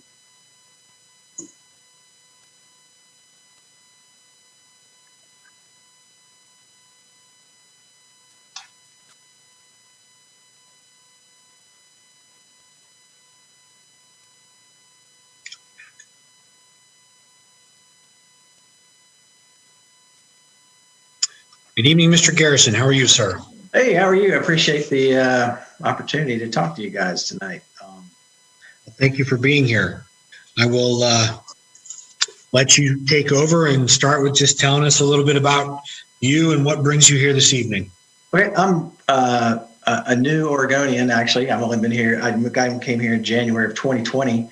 I took a job with Lifelight Network over in Aurora. We're the largest nonprofit air medical company in the United States. I'm the director of operations there for aviation, and I run everything aviation related in Montana, Oregon, Washington, Idaho. I've been a pilot for about 30 years, but also have a mix of experience in management and direct operations and logistics management. I've got a degree in business and political science. I did 7 years in the Marine Corps, and I've had a lot of experience with everything from Fortune 500 companies like Chevron, Pepsi, and Walmart to small mom and pop companies with 30 or 40 people. I'd say my strengths are strategic planning, operations and logistics management, budgeting, being able to see the big picture and sort through all the weeds and come up with good processes and processes improvements and efficiencies. My job right now requires me to do that pretty much on a daily basis. I'm always looking to improve a process or make something better. So a lot of this kind of dovetails into this position. I'm married, been married about 30 years. We came out to Oregon from Texas with our 3 Labradors and our cat. We're empty nesters. I've got a grown son who works for Amazon in Phoenix and the one who's in college still in Dallas. I think I kind of bring a perspective of, even though I'm kind of new to Oregon, new to Canby, having lived and worked all over the United States and internationally, kind of, especially big cities. I've lived in the LA, San Diego area, Dallas, Houston, Tampa.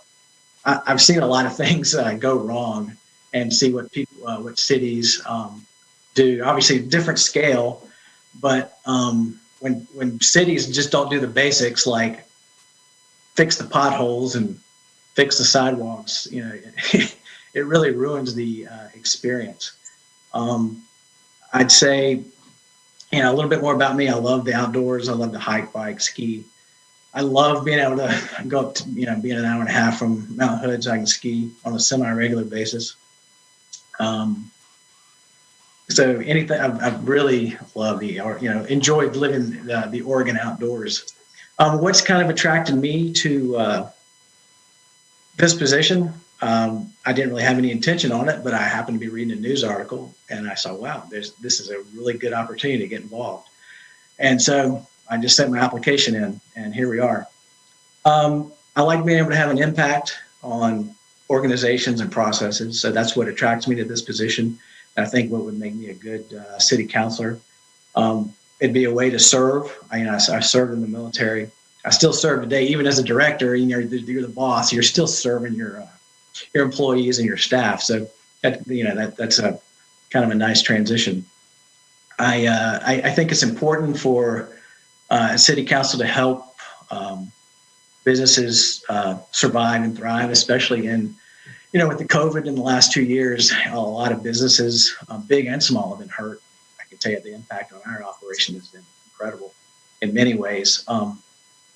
But the helping small business continue to be attracted to Canby and to grow, and those taxes and that revenue trickles down to the economy. And the more we can help businesses stay in business, the better it is for all of us. And I think I can help with that.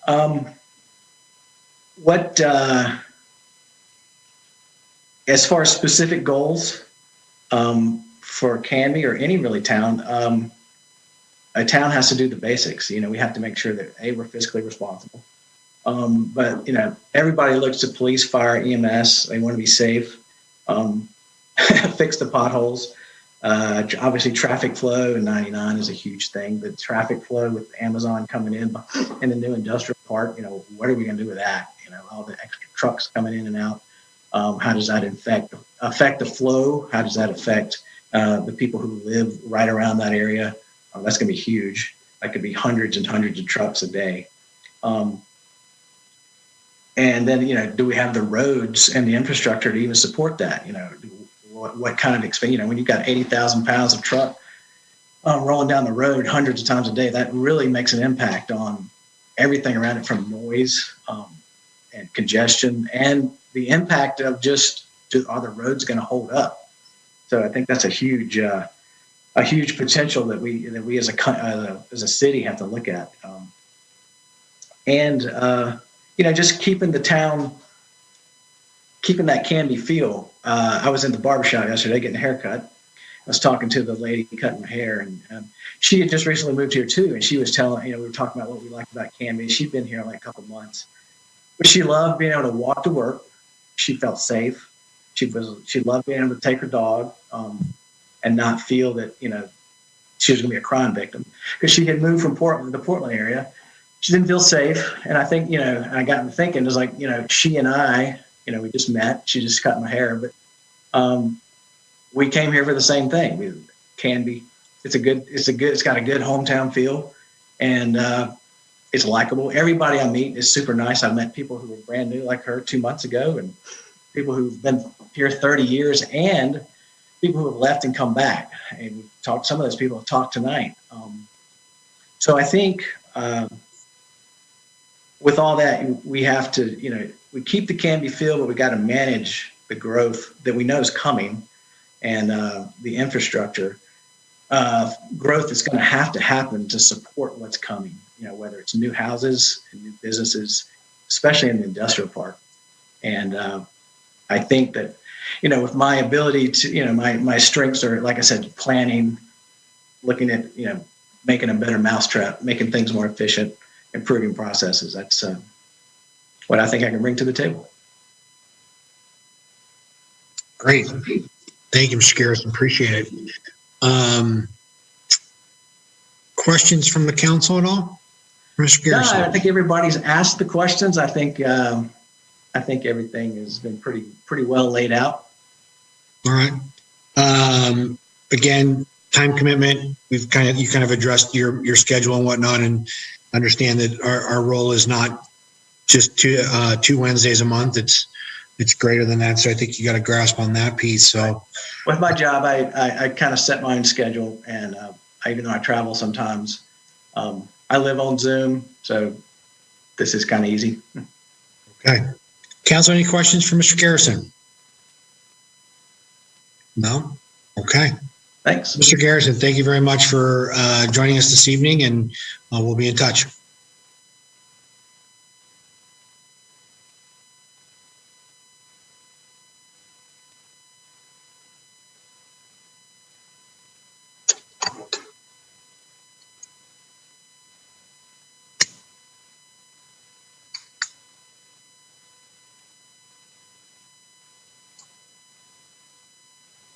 Mr. Johnson, good evening.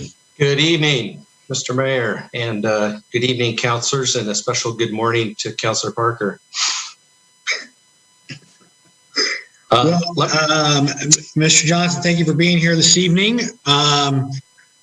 We should say last but not least this evening. So we thank you for hanging in there. So we're just going to let you take over and start by just telling us about you and what brings you to us this evening. You bet. I'll jump right in.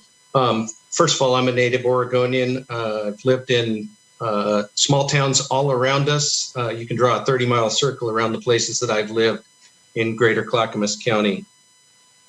I've got 2 kids that live here in Oregon, 2 new grandkids, and excited to be back in Oregon. I did leave for a period of time on business and chose Canby as my hometown and expect to live here for the next 20 plus years.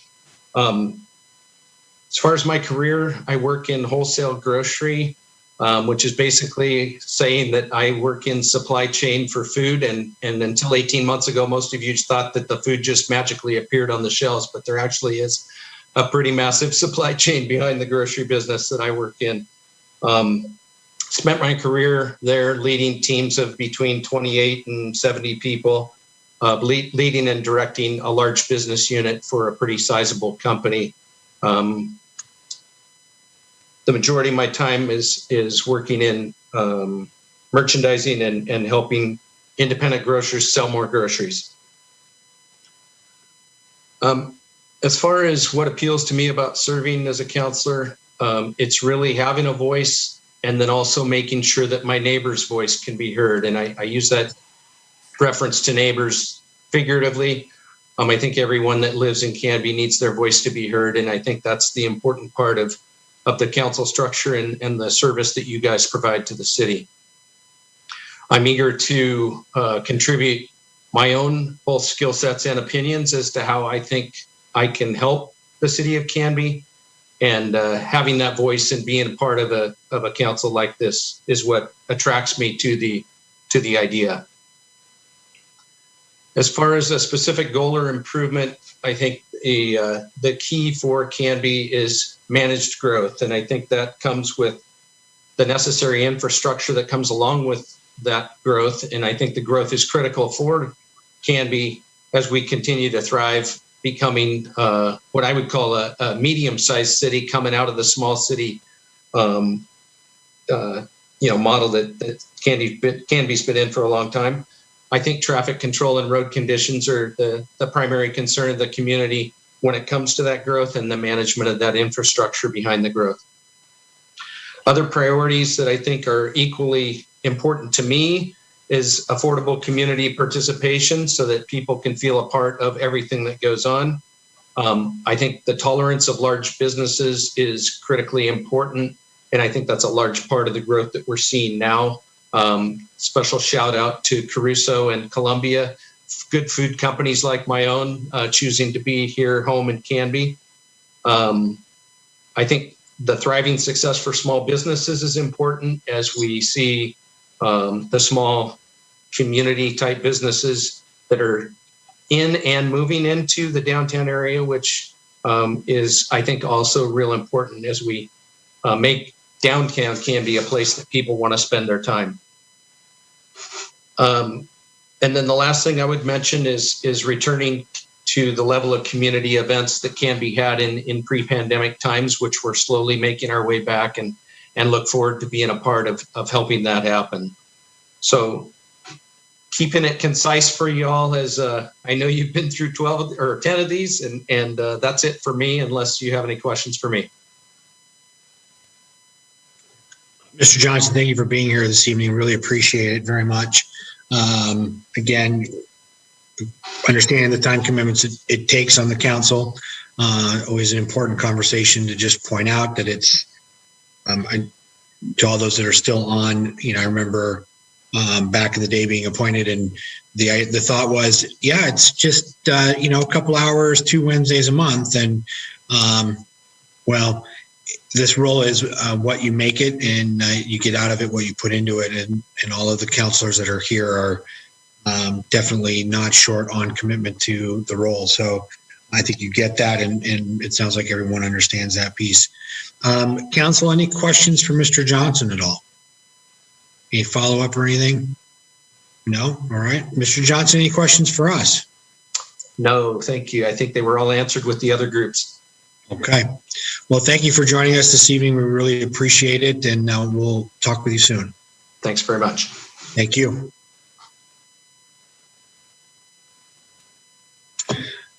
So that concludes our interviews of the candidates that we had. It is 7:36. For those of you that may have just tuned in expecting the city council meeting, we are still finishing up our special meeting that started at 5:30 in terms of interviewing candidates for the open city council position. So that's where we're at right now. We just finished that, and we will begin having some conversation about the candidates. I would like to take a 6 to 7 minute break for us that have been sitting here for the last 2 hours. Might need to stretch legs, take care of personal business. And so, Gordon, if the TV will just, we were all going to take a pause here, and we will join back here in, we'll say 7 minutes. So I've got 7, what does Cupertino say? We'll be back here at 7:45, we'll say, and we can begin conversation. Thank you all.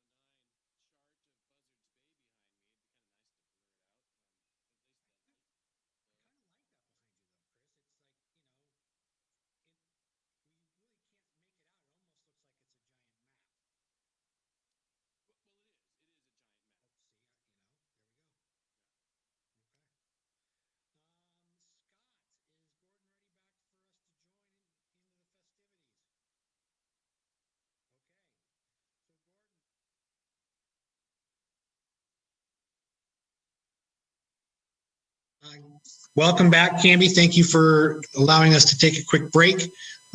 Again, thank you to all the candidates this evening that went through the process of interviewing for the open city council seat that we have currently. And again, please, no matter the outcome this evening, we have one seat, but there are still a number of opportunities to give back and be involved. And that was one of the main themes I heard from every candidate, was wanting to be involved and engaged and give back and serve. We have those opportunities, not just in this capacity, but in others. And sometimes those do lead to different opportunities down the road. So please, if not chosen, please look into those and consider one of our boards or commissions or committees. So, all right. So discussion time. Council, floor is yours. I will open it up. I know that we talked a little bit process about going into this. It seems like we are maybe just going to get into the process. Councilor Hensley has her hand up first. And so, Councilor Hensley, comment, question?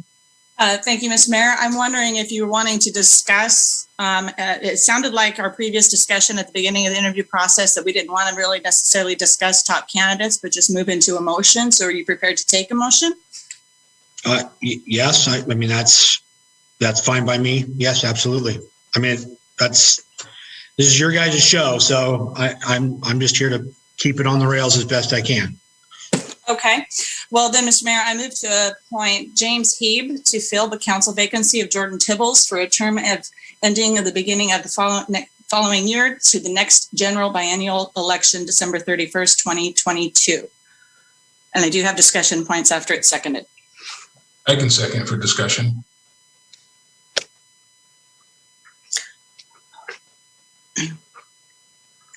So a motion's been made by Council President Hensley to appoint James Heeb to the current open city council seat, and it has been seconded by Councilor Varwig.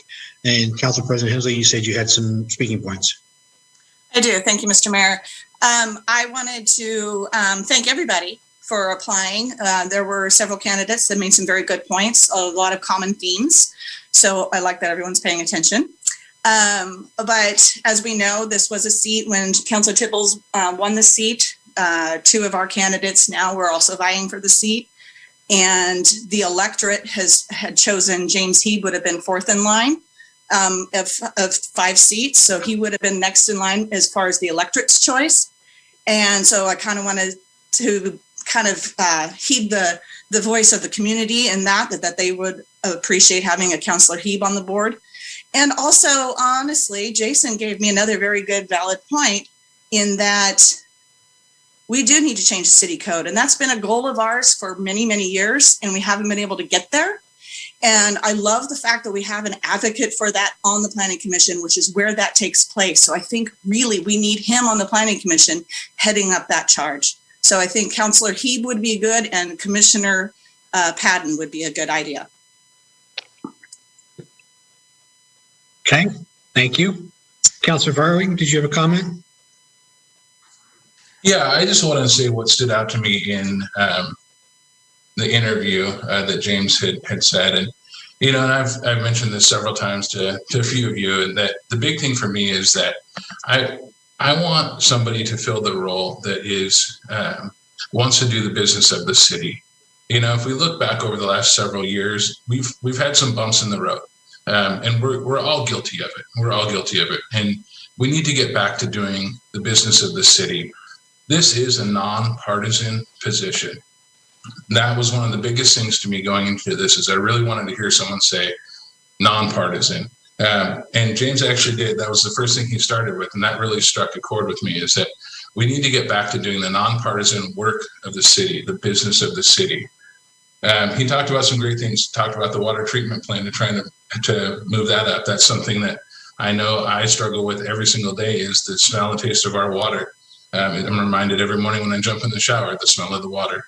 And then he said that he wants to promote unity, and that's something that's important to me as well. I think that there is a possibility to cross party lines. That's another one of his thing, or to reach across the aisle, and for us to be able to have our individual thoughts and ideology, but still be able to get along and do the business of the city in an organized and respectful manner. And so those were some of the things that really jumped out at me. There was a couple others that said similar things that I could get behind as well. But since the motion's made, I think that James Heeb would be a fantastic candidate.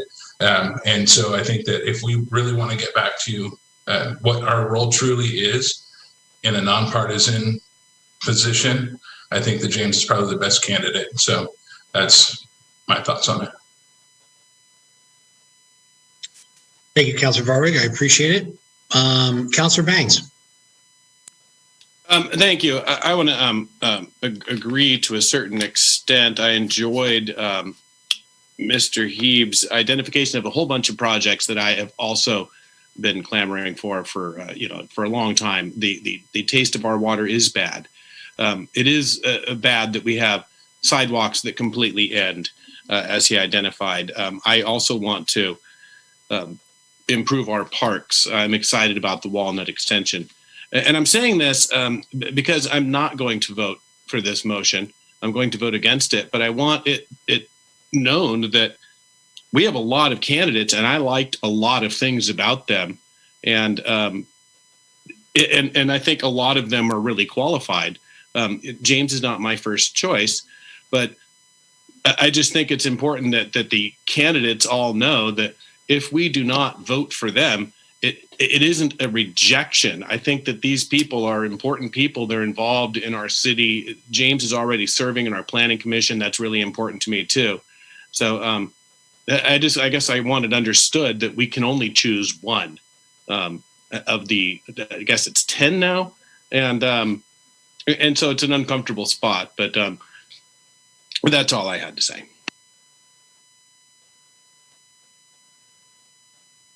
Great. Thank you, Councilor Bangs. I appreciate that. Councilor Spoon. Thank you, Mr. Mayor. I just want to agree with Councilor Bangs there a little bit. Every candidate said something I liked. And so I will not be voting for James. He just didn't break my top 2 or 3 in terms of people I thought, had the same kind of vision for where the community is going and what's most important as I do. I also think James is doing a great job serving on our planning commission. And so, I appreciate his service there, and I'm happy for him to stay there. And I'd like to see all the candidates engage in some committee or commission. But like Councilor Bang said, I won't be voting for James, but I do appreciate a lot of what he said. And I think as a council, we can glean a little bit from every applicant and take a little bit, and going through this process will make us better because we got a lot of fresh perspectives today. So. Thank you. Councilor Banks, did you get your hand up again, or is that from earlier? Not on purpose. No, sorry. No, that's okay. Just wanted to make sure. Any other comments or discussion pieces? Can I get a call for the question, please?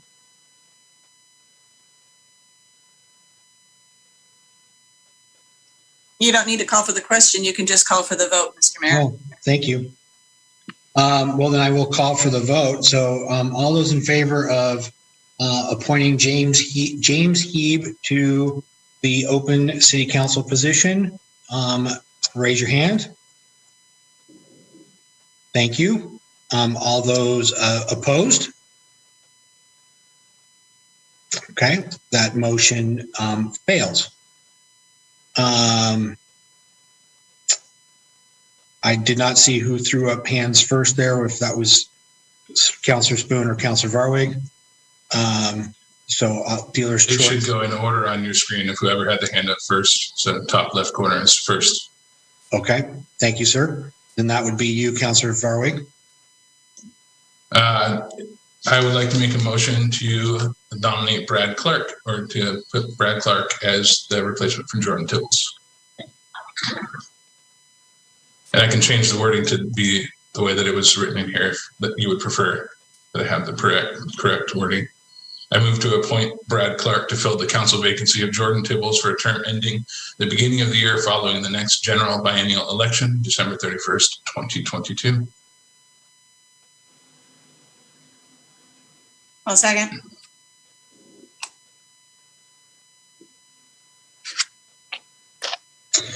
Motion's been made by Councilor Varwig to appoint Brad Clark to fill the open council seat vacated by Jordan Tibbles, and that's been seconded by Council President Hensley. Councilor Varwig, did you? No? Okay. Discussion? I'll just say that very similarly in some of the things that Brad had mentioned about, division and bringing people together and navigating stuff together. I liked his thought about thinking globally, acting locally. And so he was definitely on one of the top on my list as well. Okay. Thank you. Councilor Bangs? I also really liked Brad Clark. I like the fact that he has city working experience. I've had both of his children in my class, and they're great kids, and great kids tend to have great parents. And I've never met Brad Clark. I'm not going to vote for him again, even though I think he would make an excellent city councilor. But he's not actually in my top three, and so I'm kind of holding out for that. I think Brad would be an awesome city councilor. I just think we have too many really good candidates. Okay, thank you, sir. Councilor Spoon. I guess I'll second Councilor Bangs again. I really like Brad. I've had an opportunity to meet him, and I find him to be just like a great human all around, smart guy. I appreciate his city service. Like Councilor Banks said, we had a lot of really fantastic candidates this time, and I really genuinely hope that Brad finds his way onto a committee or a commission, because I think his heart for service will do well there. He won't be getting my vote tonight just because he didn't make like my top group, kind of when I go through my head of who I think is the best fit for this position. But I think that he's an outstanding human, and yeah, I just hope that we see him on a committee or a commission. Okay, thank you. Council President Hensley? Yes, I would like, I move to appoint Cindy Lang to fill the council vacancy of Jordan Tibbles, term ending. Yeah. Council President Hensley? We haven't finished our conversation and had a vote yet. Then I call for the question. Sorry. Okay, so any further comments or conversation regarding the nomination of Brad Clark? Okay, so the motion on the table is to appoint by Councilor Varwig to approve or appoint Brad Clark to fill the vacant seat by Jordan Tibbles, seconded by Councilor Hensley. All those in favor, hands up. Okay, we have two. All those opposed. Okay, that motion down 2-3.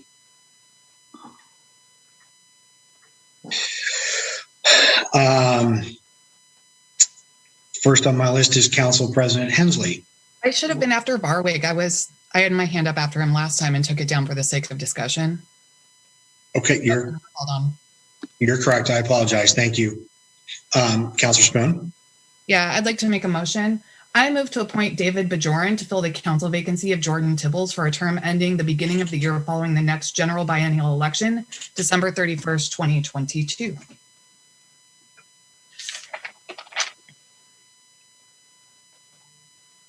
And I'll second that, please.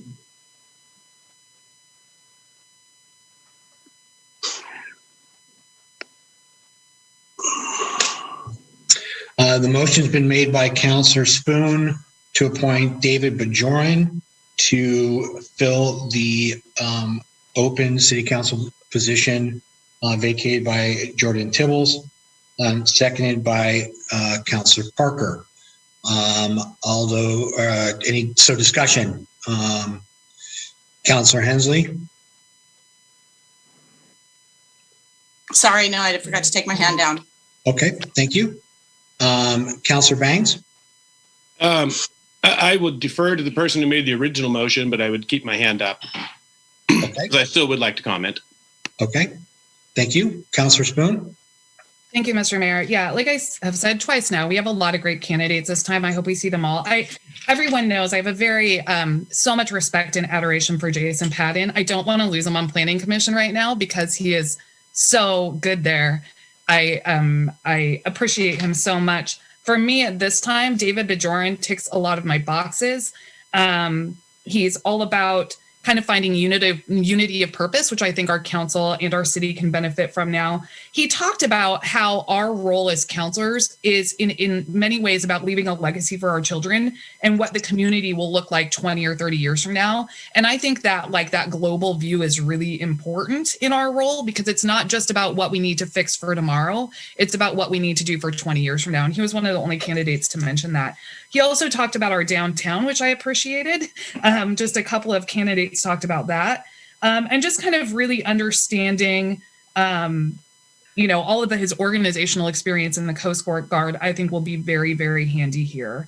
And he talked about bringing a focused energy to each endeavor. I just appreciated his kind of view of the role. And I think that him talking about unity of purpose is just going to be really great for our community. So he would be my number one. Okay, thank you very much. Councilor Banks. Thank you.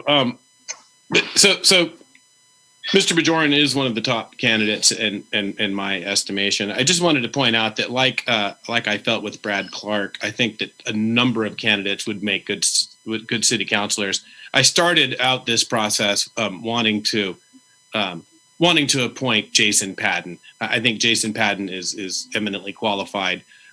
It does concern me that he's on the planning committee and he is our budget committee chair, and we would have to replace that. And we're getting great work out of Jason Patton already. I liked how Bree Condon talked about green spaces and water quality, and Dan O identified all of my favorite parts in town. I liked the business experience and knowledge of our local businesses of Mark Johnson. The truth is, we had a lot of good candidates for this. Of all these good candidates, only David Bajoran came to our last meeting to stand up when a child in our community was under attack by adults. I really admire that stance that he made. I think that's really a big deal. That's not the only reason, but it is one of the reasons why I really support moving him into the city council. Okay. Councilor Varwig. Thank you. Yeah, I really did enjoy David as well. And so I'm going to go ahead and get behind this tonight. He wasn't first on my list or second, but I think he will be a very good candidate and or a very good counselor. And I just want to put this challenge out to our entire council is forget the past, forget the bumps in the road that we've had. It's time for us to move forward in unity and respect for one another, and for the better good of our community to work together. And so I hope that our new council, with the addition of David Bajoran, because I assume he'll probably get a majority vote at this point, can do so. And let's put the past in the past, and for the better good of Canby, let's move forward. Thank you, sir. Councilor Spoon, did you have an additional comment? No, I'm sorry. I forgot to lower my hand. Okay. Any other discussion regarding this motion? Okay, so the motion on the table is to appoint David Bajoran to the council, the city council until beginning of the year following the next general biennial election on November of 2022. All those in favor? We see 1, 2, 3, 4. All those opposed? Quick vote explanation, Mr. Mayor. Go ahead. I just feel that we should have gone with Mr. Heeb because he was the constituent's choice in the election, and I am elected to represent our constituency, and so therefore I feel like I'm representing them now, so that is why I'm voting no tonight. Thank you for that explanation. Councilor Spoon, did you have a comment? Yeah, I just want to respond to that because I don't think that it's ignoring the will of the people. Some of these people didn't run in the last election. It's not like the community had an opportunity to vote on them. But also, it was just 2 appointments ago when the appointment happened less than 2 weeks before the general election, and people that were taking the time to run were not appointed. So to me, that has not been part of the way we viewed appointments in the past. And I just want to acknowledge that if every single one of these candidates had run for office, we would have a feeling about how the general electorate felt about all the candidates. That wasn't the case. So. Okay. The motion carries 4-1. So Mr. Bajoran is being appointed as our next city councilor. So, Mr. Bajoran, welcome to our city council, and we will be getting in touch with next steps going forward. Those of you, again, that were here this evening and applied and interviewed, please look at one of our committees or boards to be involved in. Reach out. I'm sure any one of us would love to have a cup of coffee or a Coke and catch up and figure out how best to utilize you in one of our many openings that we have.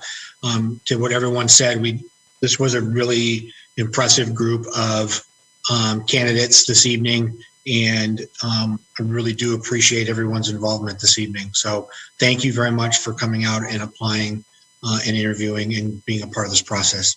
Thank you. Councilor Banks? Thank you. I just wanted to take this opportunity to express on some level a disappointment that every one of the applicants we had was white. And only 75% of our community is. And I'd really like to see some changes in that. And so I hope in the future we don't always have an all-white city council representing our diverse community. I just wanted to plug that concept. Thank you, sir. All right. Well, I will officially adjourn our ask for a motion to adjourn our special meeting. So moved. I'll second. So it's been motioned and seconded to adjourn our special meeting. All those in favor? That carries. Anyone opposed? All right, that carries 5-0. Does anybody need? Is we all good to move forward into the rest of the agenda this evening? Great. I will call to order our regular scheduled meeting for the October 6th of 2021. Good evening, Canby. If you're just joining us or catching the tail end of our special meeting, the City Council just completed interviews and selections of from a pool of 12 candidates for the open City Council position that we had. And I'd like to welcome and congratulate David Bajoran to our City Council. We will be, I believe, we're shooting to swear him in at our next City Council meeting here in October. And he will officially join this group and become part of part of our deliberations and planning for the future of Canby. So, Mr. Bajoran, welcome, and we look forward to working with you here in the very, very near future. Next on our agenda here is the first opportunity for citizen input and community announcements. This is an opportunity for audience members to address the City Council on items not specifically on the agenda. Each person will be given 3 minutes to speak. Staff and the City Council will make every effort to respond to questions raised during the citizen input before the meeting ends or as quickly as possible thereafter.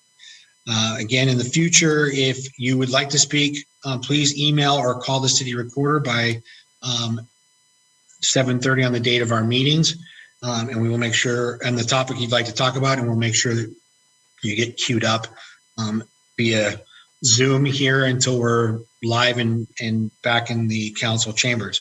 Melissa, do we have any citizen input or community announcements at this time? Mr. Mayor, we have Bob Canberra signed up, and that is the only person at this point that signed up. Okay, perfect. Mr. Canberra.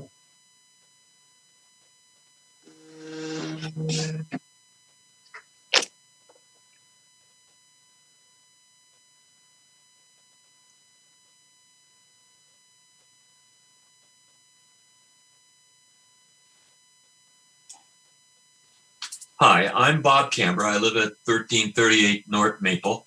And I first want to compliment you guys for your endurance this evening.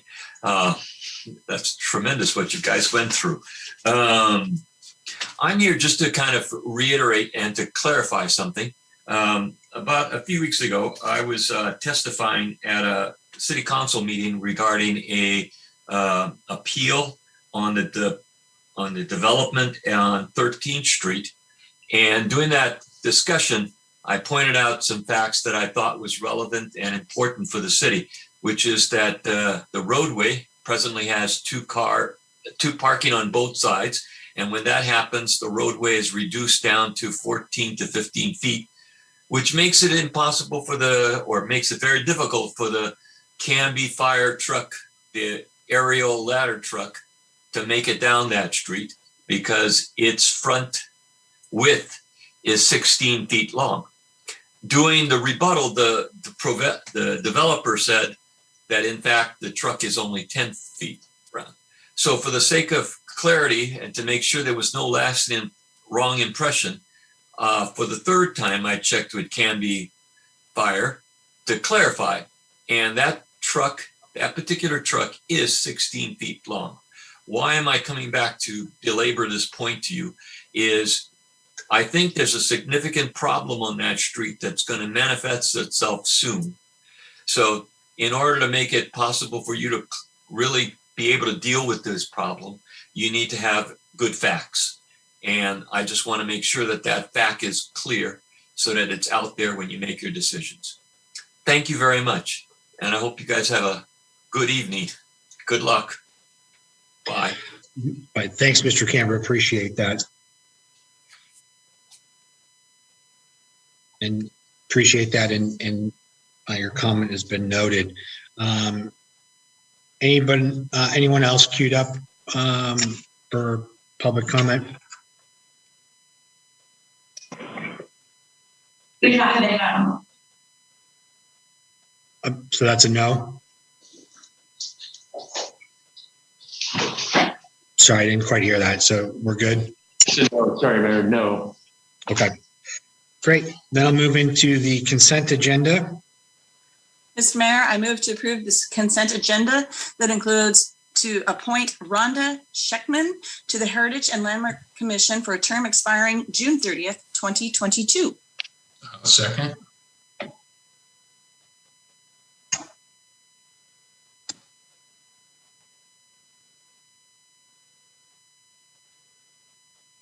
Motion's been made by Council President Hensley and seconded by Councilor Varway to approve the consent agenda. That includes the appointment of Rhonda Scheckman to the Heritage and Landmark Commission for a term expiring June 30th of 2022. Any discussion? All those in favor? Anyone opposed? That carries 5-0. Great. Next on the agenda is considering ordinance number 1560, an ordinance authorizing the city of Canby to enter into a purchase agreement with Columbia Western Machinery to buy a new front end loader. First reading. Mr. Archer will take us through that. Good evening. Thank you. Good evening. Thank you, Mr. Mayor. Good evening, council members. This is a request for you to approve a purchase of a front end loader for Public Works. The amount of that purchase is $135,017.49. This is within our budget. We did allocate for this purchase in our adopted budget. We actually are close to $15,000 under the amount that we allocated. We went through a procurement process, received 3 formal quotes. This one was the lowest by about $15,000. So we've done all the appropriate purchasing steps. This will be the purpose of this is to help our Public Works Department do their work, basically. We are currently using a couple of older machines that go back to the 1990s. So I guess you can say we get a lot of life out of our equipment, and our Public Works teams does a good job of keeping things operational. But we are in need of this. We budgeted, and we're just asking you to approve that tonight. Mr. Nelzine, our Public Works Director, is here to also answer any questions if we have any. Okay. Any questions for staff? Councilor Varwig and then Councilor Parker. You're muted, sir. I was going to make a motion, but I could defer so that people can ask questions if they have questions about it. Okay. Or I can make a motion and we can have discussion, whichever. Well, I think Councilor Parker has a question. No, let Councilor Farber go ahead. Okay. I move to pass ordinance 1560, an ordinance authorizing the city of Canby to enter into a purchase agreement with Columbia Western Machinery to buy a new front end loader to a second reading on October 20th, 2021. Second.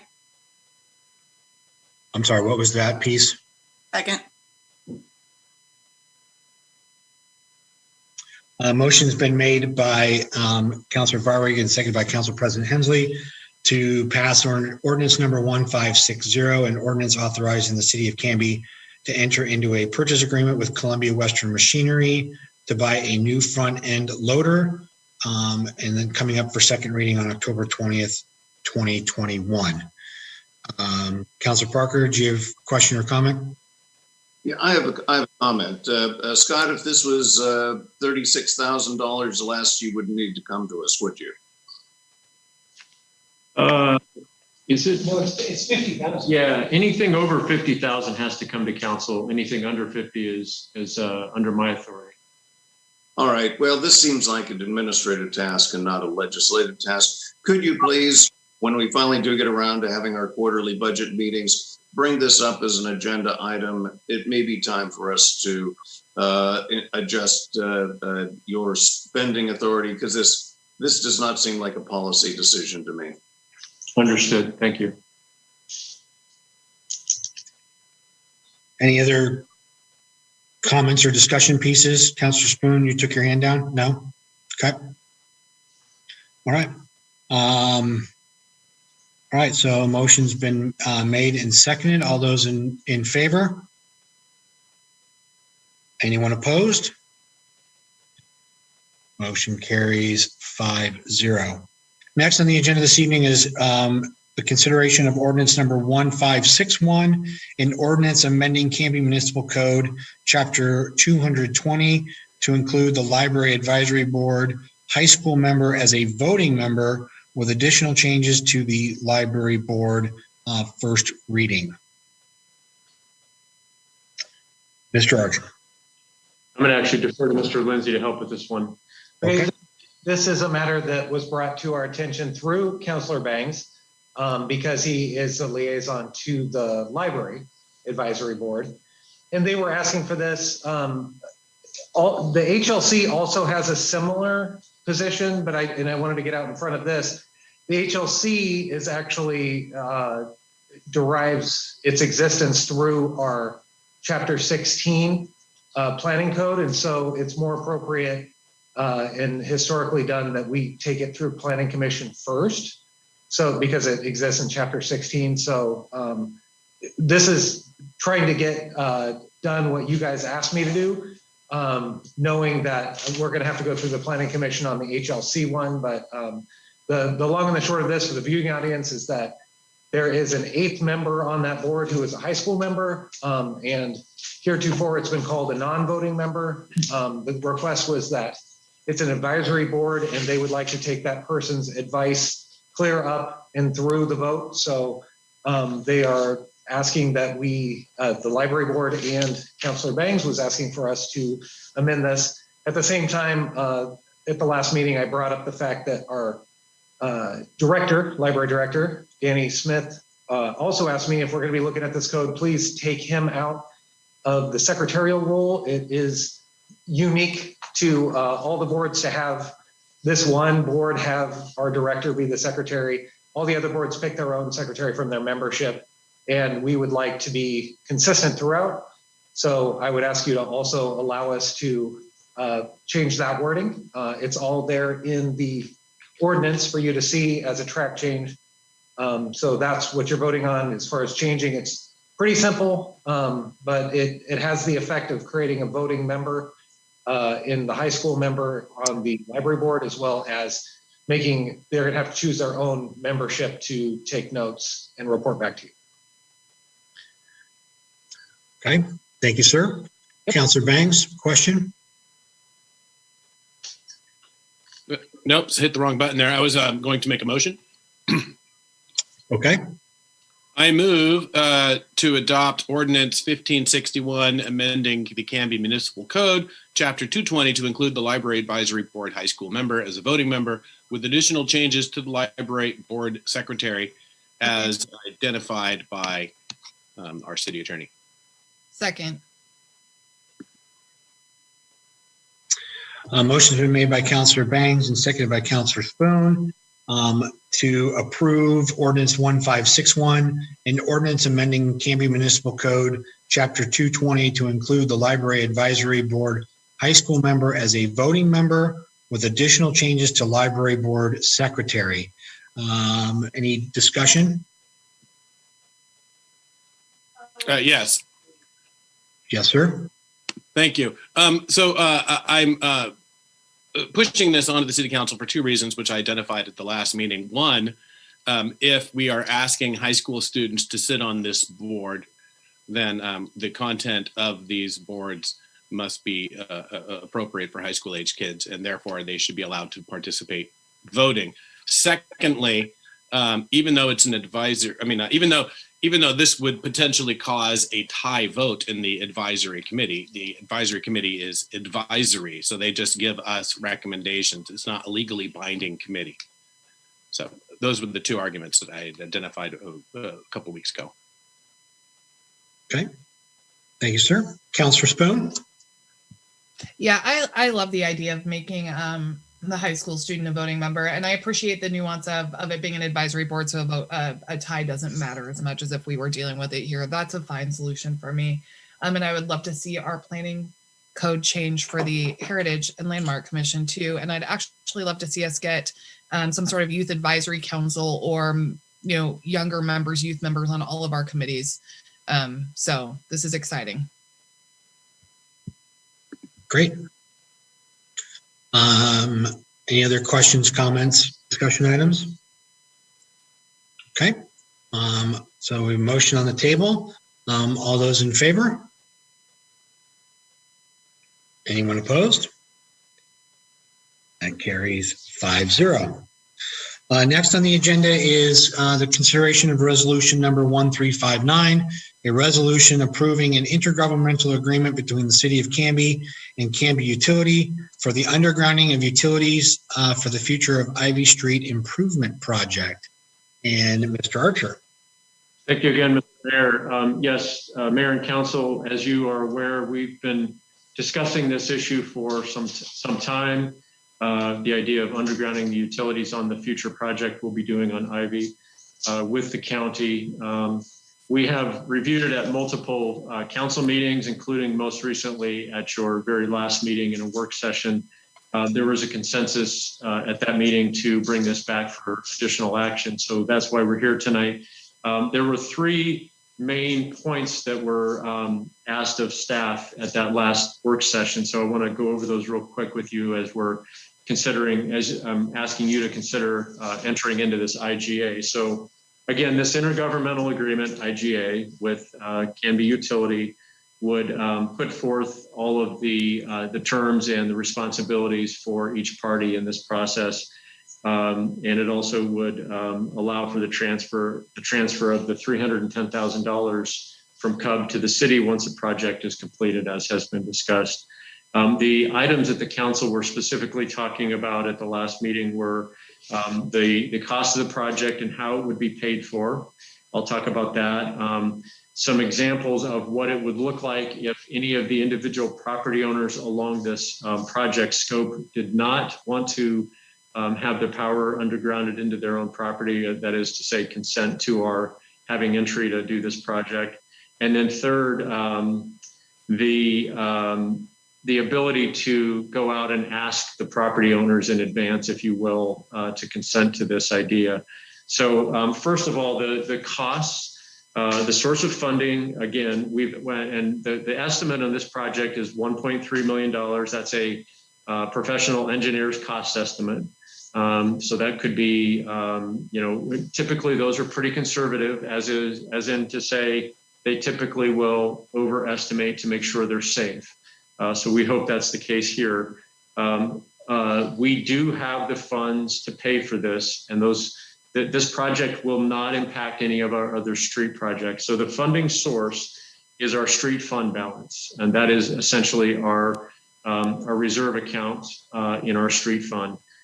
We have ample funding to pay for this project today. The project actually will not be done for close to going on a couple of years, or within a little bit less than that.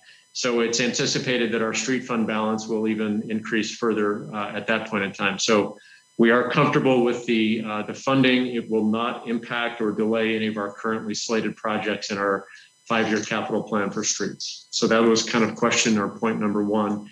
Number two was examples of what the the drop lines would look like to any property owner that didn't want to consent. I think Melissa's working on pulling up some couple of pictures we have to show you. But in the meantime, while she's doing that, I'll show you those examples that you asked for. We wanted to note, and Joe Lindsay could perhaps help me with this portion of it.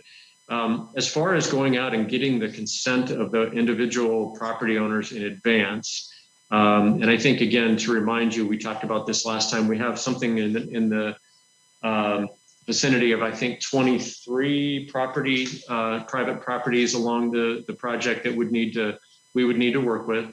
Before we do that, we determined that to be very in line legally and just being appropriate with our partners in both Cub and in Clackamas County, we need to first enter into this IGA and have it ratified by the parties before we go out and essentially ask the property owners to consent to this. So we're asking for your consent of the IGA this evening so that we can then go out and begin to talk to the property owners. So hopefully that clarifies that point. And then again, this last point, kind of going backwards. So now we've got, hopefully everybody can see this. We're sharing the screen. We've got a couple of slides to show you. Council, you asked for at the work session, what it would look like if we had, let's say, most of the property owners consent to the undergrounding, and if, say, any of them did not, what would that look like? That would then, what would happen is at the properties, essentially at the property line or at the end of our public right of way, we would have what is called a service drop to the house. So in other words, the underground utility would have to come out of the ground and then, aerially, in an aerial fashion, be conveyed over to the property. This is a photo of an actual, what's called a service drop line to a private home in the city of Canby. That's a recent photo from what's kind of an example of a service drop. Melissa, will you go to the next slide, please? Now this slide this is essentially an engineer's rendering. Jerry Nelzine worked with one of the engineering firms that we work with to kind of give you this is not an exact replication of Ivy Street, but it's just meant for illustrative purposes. So what you'd mostly be looking at is no overhead lines through. I still see the last slide, Scott. Oh, I'm sorry, what's that?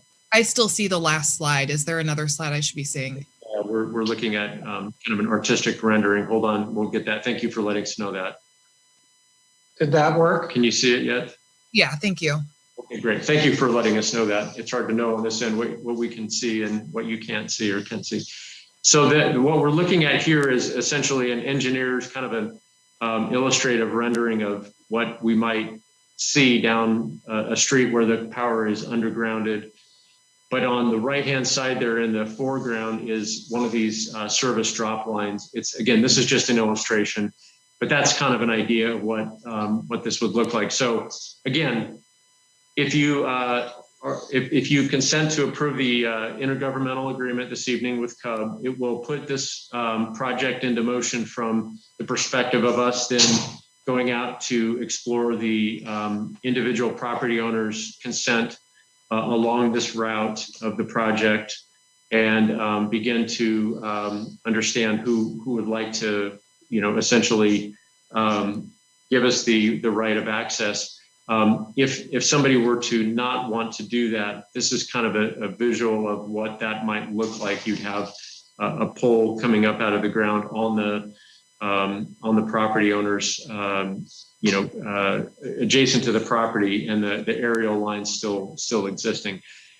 In conversing with Mr. Nelzine, our Public Works Director, after your last conversation, we have a good level of confidence that the majority of the property owners would likely be motivated to want to consent to our working with them to underground this their property, the individual property lines.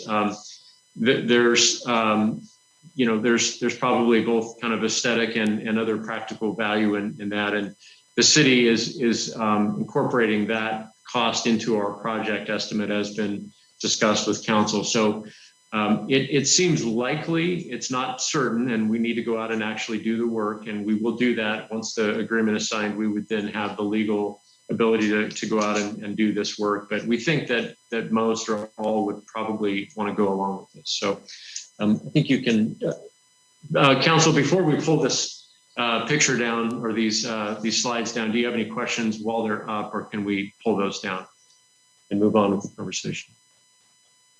Okay, go ahead. You want to take your phone down?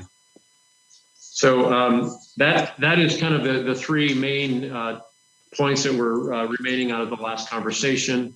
Again, what we're asking this evening is to for your approval to move forward and have us sign this agreement, and then move it over to Canby Utility for signature, and then we'll be officially moving forward on this. I want to ask Mr. Lindsay if there's anything else you would like to add in regards to the legal components of this.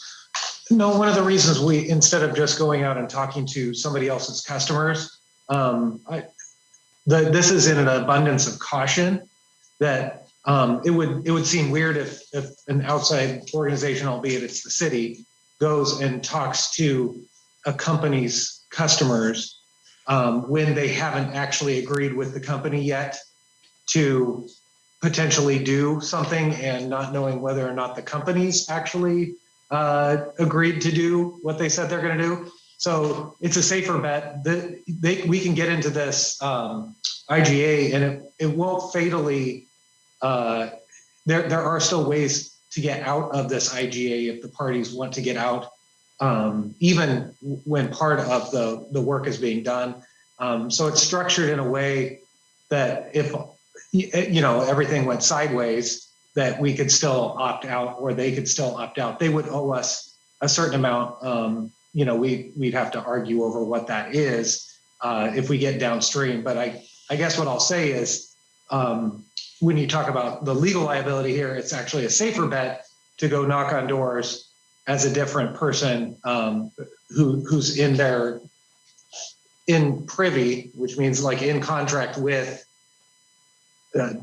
well, let me put it this way. Cub and its customers are in a contract, and we are not part of that. So we don't want to insert ourselves in that unless and until we're in contract with Cub, because it gives us more standing to then basically interfere with a contractual relationship between two outside folks, the customer and the outside agency. So it's just legally more liability guarded or safe to do it this way, as opposed to go out and try to interfere. And they say, well, somebody from the city came and kind of tried to mess with the contractual relationship with two outside parties. So that's my legal advice, and that's why we're doing it this way. Okay. Councilor Bangs, did you have a question for staff? No, I had a motion to make. Okay. Can we make sure we just, any questions for staff on this particular issue? I've got, I guess, two clarifiers and a question. So the comment was made that the funds that are being set aside to pay for our portion of it will increase over time before this project is done. I'm presuming that we will also see an increase in the project itself over the years before this finally breaks ground and does happen, correct? Well, that is an excellent question. So typically when a professional estimation is done, as is the case here, it is factored in for future costs. So in other words, the engineer's estimate that was done knowing that the project would be done a couple of years out from when the estimate was done. So they're factoring in the inflationary costs or the potential for the project prices to go up. So your point is very well taken, Mr. Mayor. The idea is that we would hope that the estimate was done in such a way that would capture the future costs as well. So it was understood that would be a future project, not at current dollars. And we think that we'll still be in good shape there. Okay. And then just again, just to reiterate and make sure that we're looking on the same page on things. So as we run these lines into people's houses, this includes in the cost, because we're going to be cutting into people's yards. So we got to replace like for like in terms of yards, fences, shrubs, et cetera, correct? Yeah, we do think that in speaking more with our public works folks, is that the depth with which this goes won't interfere with too many other things, and they have boring that probably will be able to accomplish the vast majority of this. So they bore over to the house, and then what it does is that there's a new, more advanced technologically connection to the house. So the homeowner will see it as an upgrade to their service by getting not only an undergrounding, but then a nicer connection at the house. And those are factored into the price. But when we were discussing it more with our public works folks, they definitely are of the mind that most of this can be done with boring so that you don't have to cut open everybody's yard. And in addition to what Joe just said, we have factored in the potential for restoration costs and the like. Yes. Great. And I guess so. My last comment and question is back to the whole crux here with the poles. That if we've got houses and residents that decide not to do this, we have this kind of yo-yo effect or the spottiness of poles still above the ground that so really don't accomplish what we're trying to do here. So what happens? So current homeowner says no. 5 years after the project's been completed, they sell the home, and a new resident moves in and wants this done. How does that? Are we picking up that tab as a city?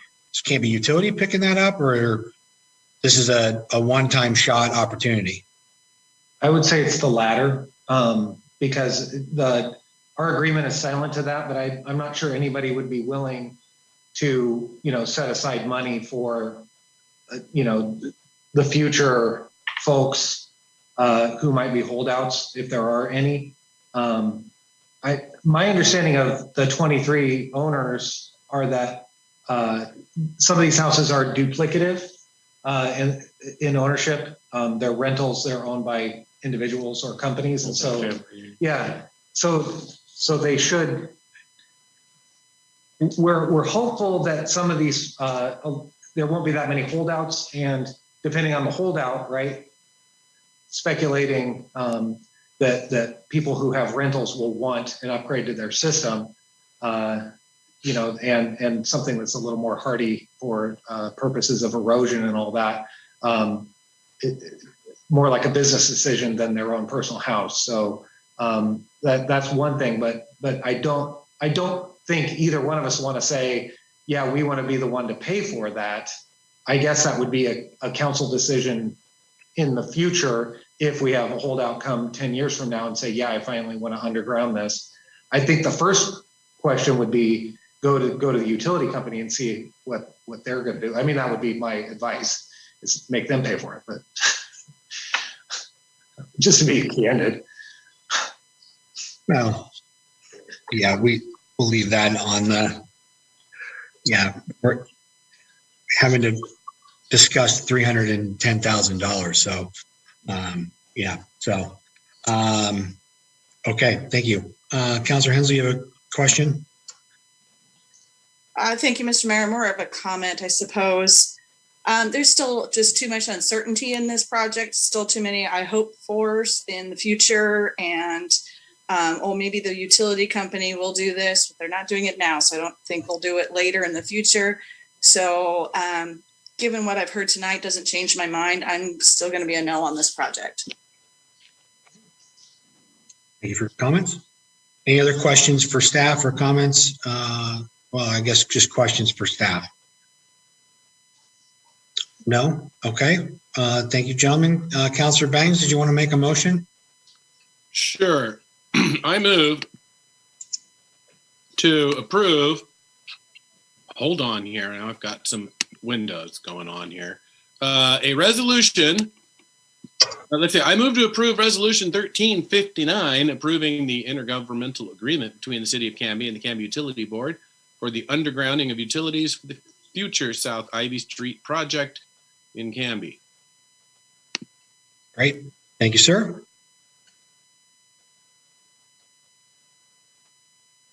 Councilor Parker? Councilor Parker with the second. So the motion's been made by Councilor Bangs and seconded by Councilor Parker to approve Resolution 1359, a resolution approving an intergovernmental agreement between the City of Canby and Canby Utility Board for the undergrounding of utilities for the future South Ivy Street project in Canby, Oregon. Any other discussion? All those in favor? 1, 2, 3, 4. All those opposed? 1. The motion passes 4-1. Great. Next up on the agenda is new business, a letter of support for economic opportunity analysis, or OA. And I will turn that over to Mr. Archer. Thank you again, Mr. Mayor. This is a pretty straightforward item here. We're just asking the council to approve the mayor signing a letter of support for a grant through the Department of Land Conservation and Development, so DLDC. This is an economic opportunity analysis grant. We have already submitted the application, and we need to follow that up with a letter of support. We're asking DLCD for $50,000. The work on this one, we put in a couple of other recent grants. You may recall some conversation we had here with the council with regard to some housing needs analysis and housing production strategies. We're getting some positive feedback that we believe we're getting those grants, and we'll be bringing some grant agreements forward to you in the near future. But this sort of tags on to some of that as well. The state is basically trying to give cities money for technical assistance for some of these things that they are, in essence, requiring us to do, or some of the work that we need to do. So this works really nicely for us. We would be studying buildable lands assessment, industrial lands needs assessment, retail market assessment, and urban expansion evaluation within this particular grant and this technical work that we would do. These are things that I think the council has discussed in recent months, so it ties in well with some of the things that you've asked us to look at doing. So this is simply approving a letter of support to go with this grant, and we'll, should we get the grant, we'll be back to talk more about that with you. And I would ask for your approval. Great. Thank you, Scott. Appreciate that. Councilor Bangs? Okay, I'm struggling with my buttons. The lower hand button is on the far opposite side of the screen as the mute, and it throws me off. I move to approve the letter of support associated with the DLCD OEA grant funding. Second. Motion's been made by Councilor Bangs and seconded by Councilor Spoon to support the letter associated, to approve the letter for support associated with the DLCD Economic Opportunity Analysis Grant Funding. Any further discussion? I will just add that this is going to be an important piece. There are a number of working items in this work that's going to be done, and getting the assistance from the DLCD on this will be crucial as we look down the road here. And we are looking at things like our comprehensive plan, housing needs analysis, and things like that. So these will further enhance those items coming forward before us here in the near future. So I think this is going to be an important steps coming up. So that's my only comments on that. So anything else? All those in favor? Anyone opposed? Seeing none, motion passes 5-0.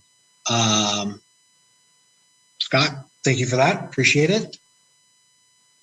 Next on the agenda is mayor's business.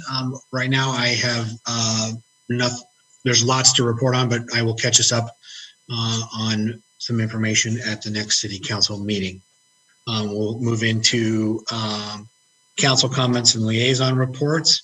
And I will start around my screen, and I'll start with Councilor Parker. Nothing tonight. Thanks very much. Okay. Council President Hensley. I will defer to next meeting for my comments in respect for Councilor Parker.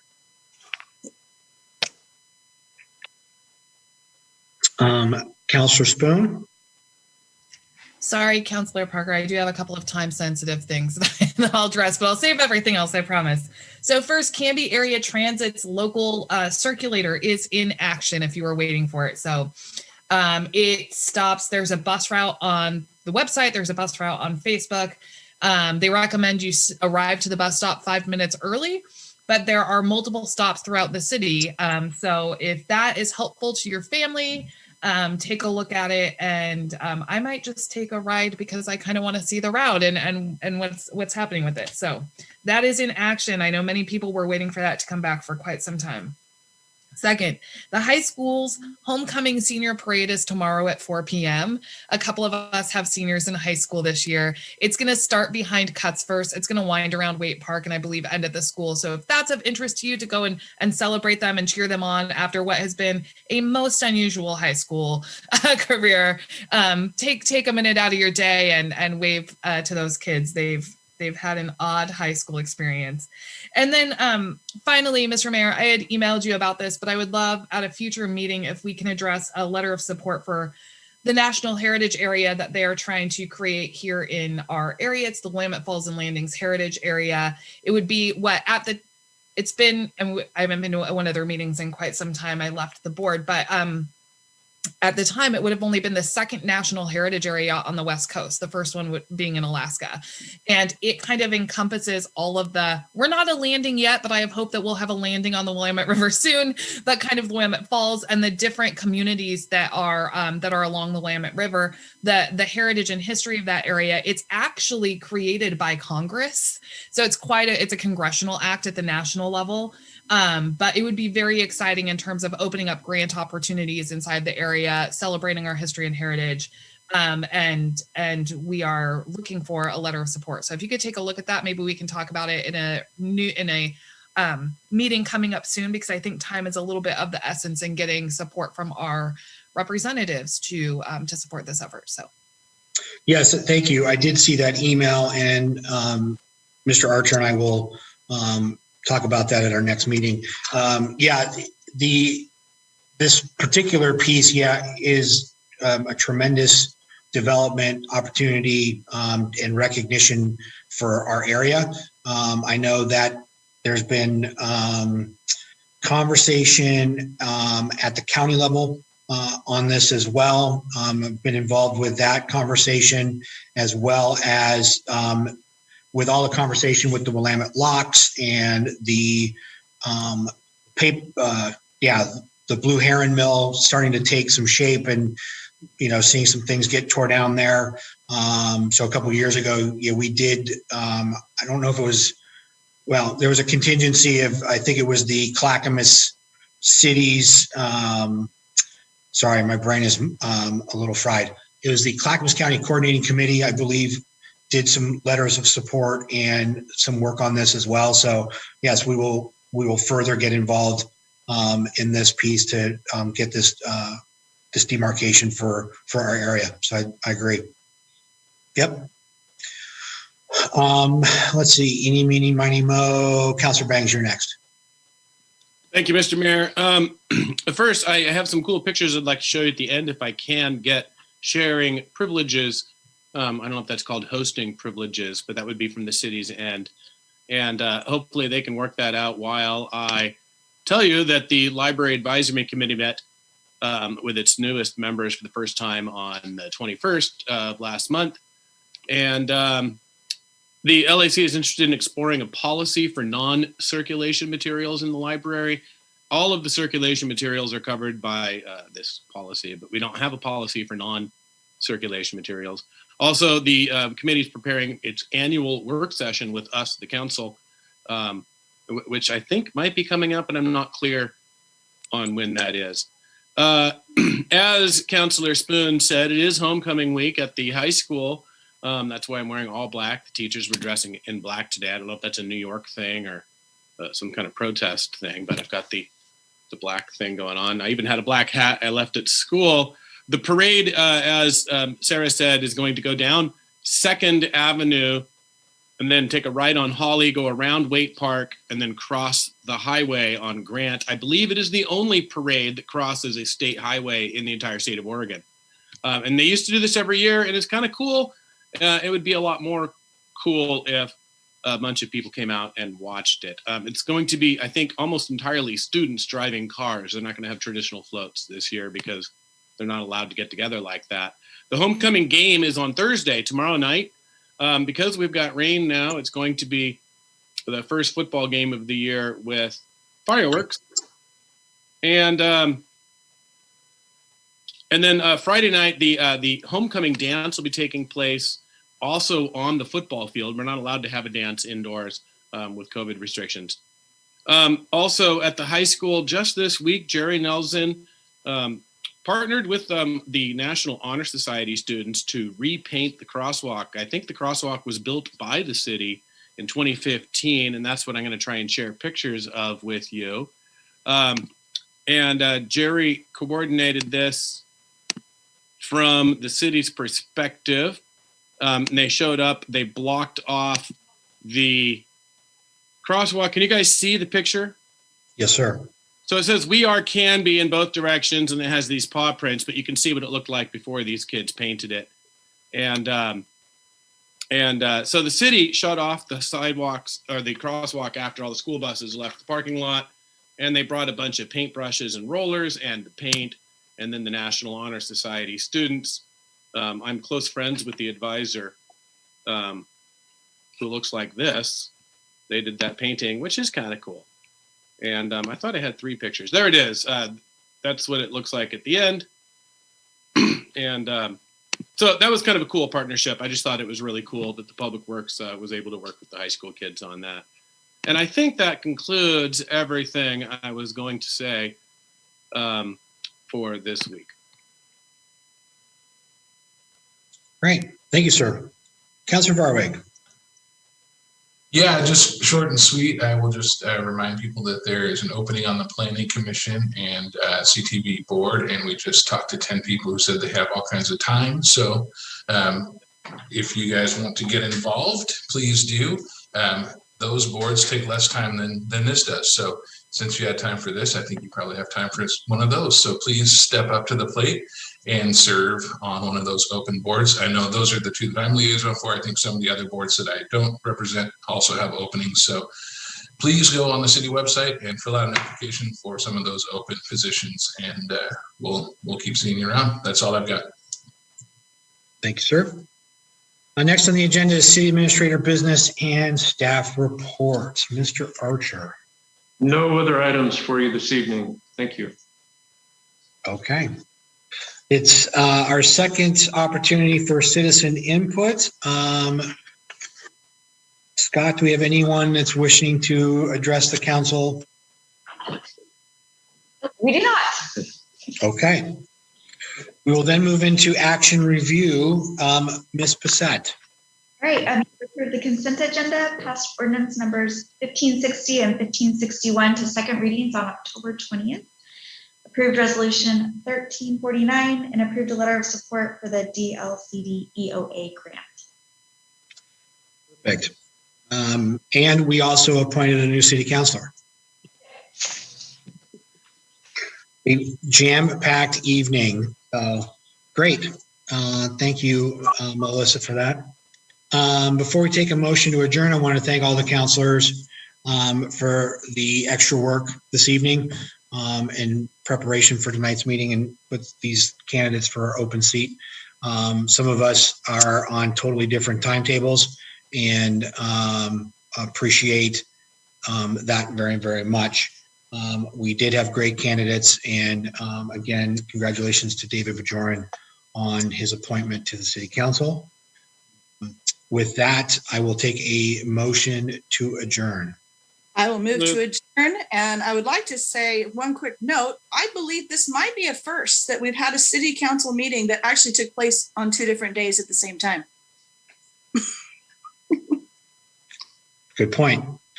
Councilor Bangs, are you going to second that? Yes. Okay. So the motion's been made by Council President Hensley and seconded by Councilor Bangs to officially adjourn our meeting, as this is a non-debatable motion. All those in favor? Anyone opposed? Anyone want to hang out? No? Thank Greg. Say hello to tomorrow. Carries 5-0. Thank you, everyone. Have a great evening, Canby. We'll see you in 2 weeks. Thank you.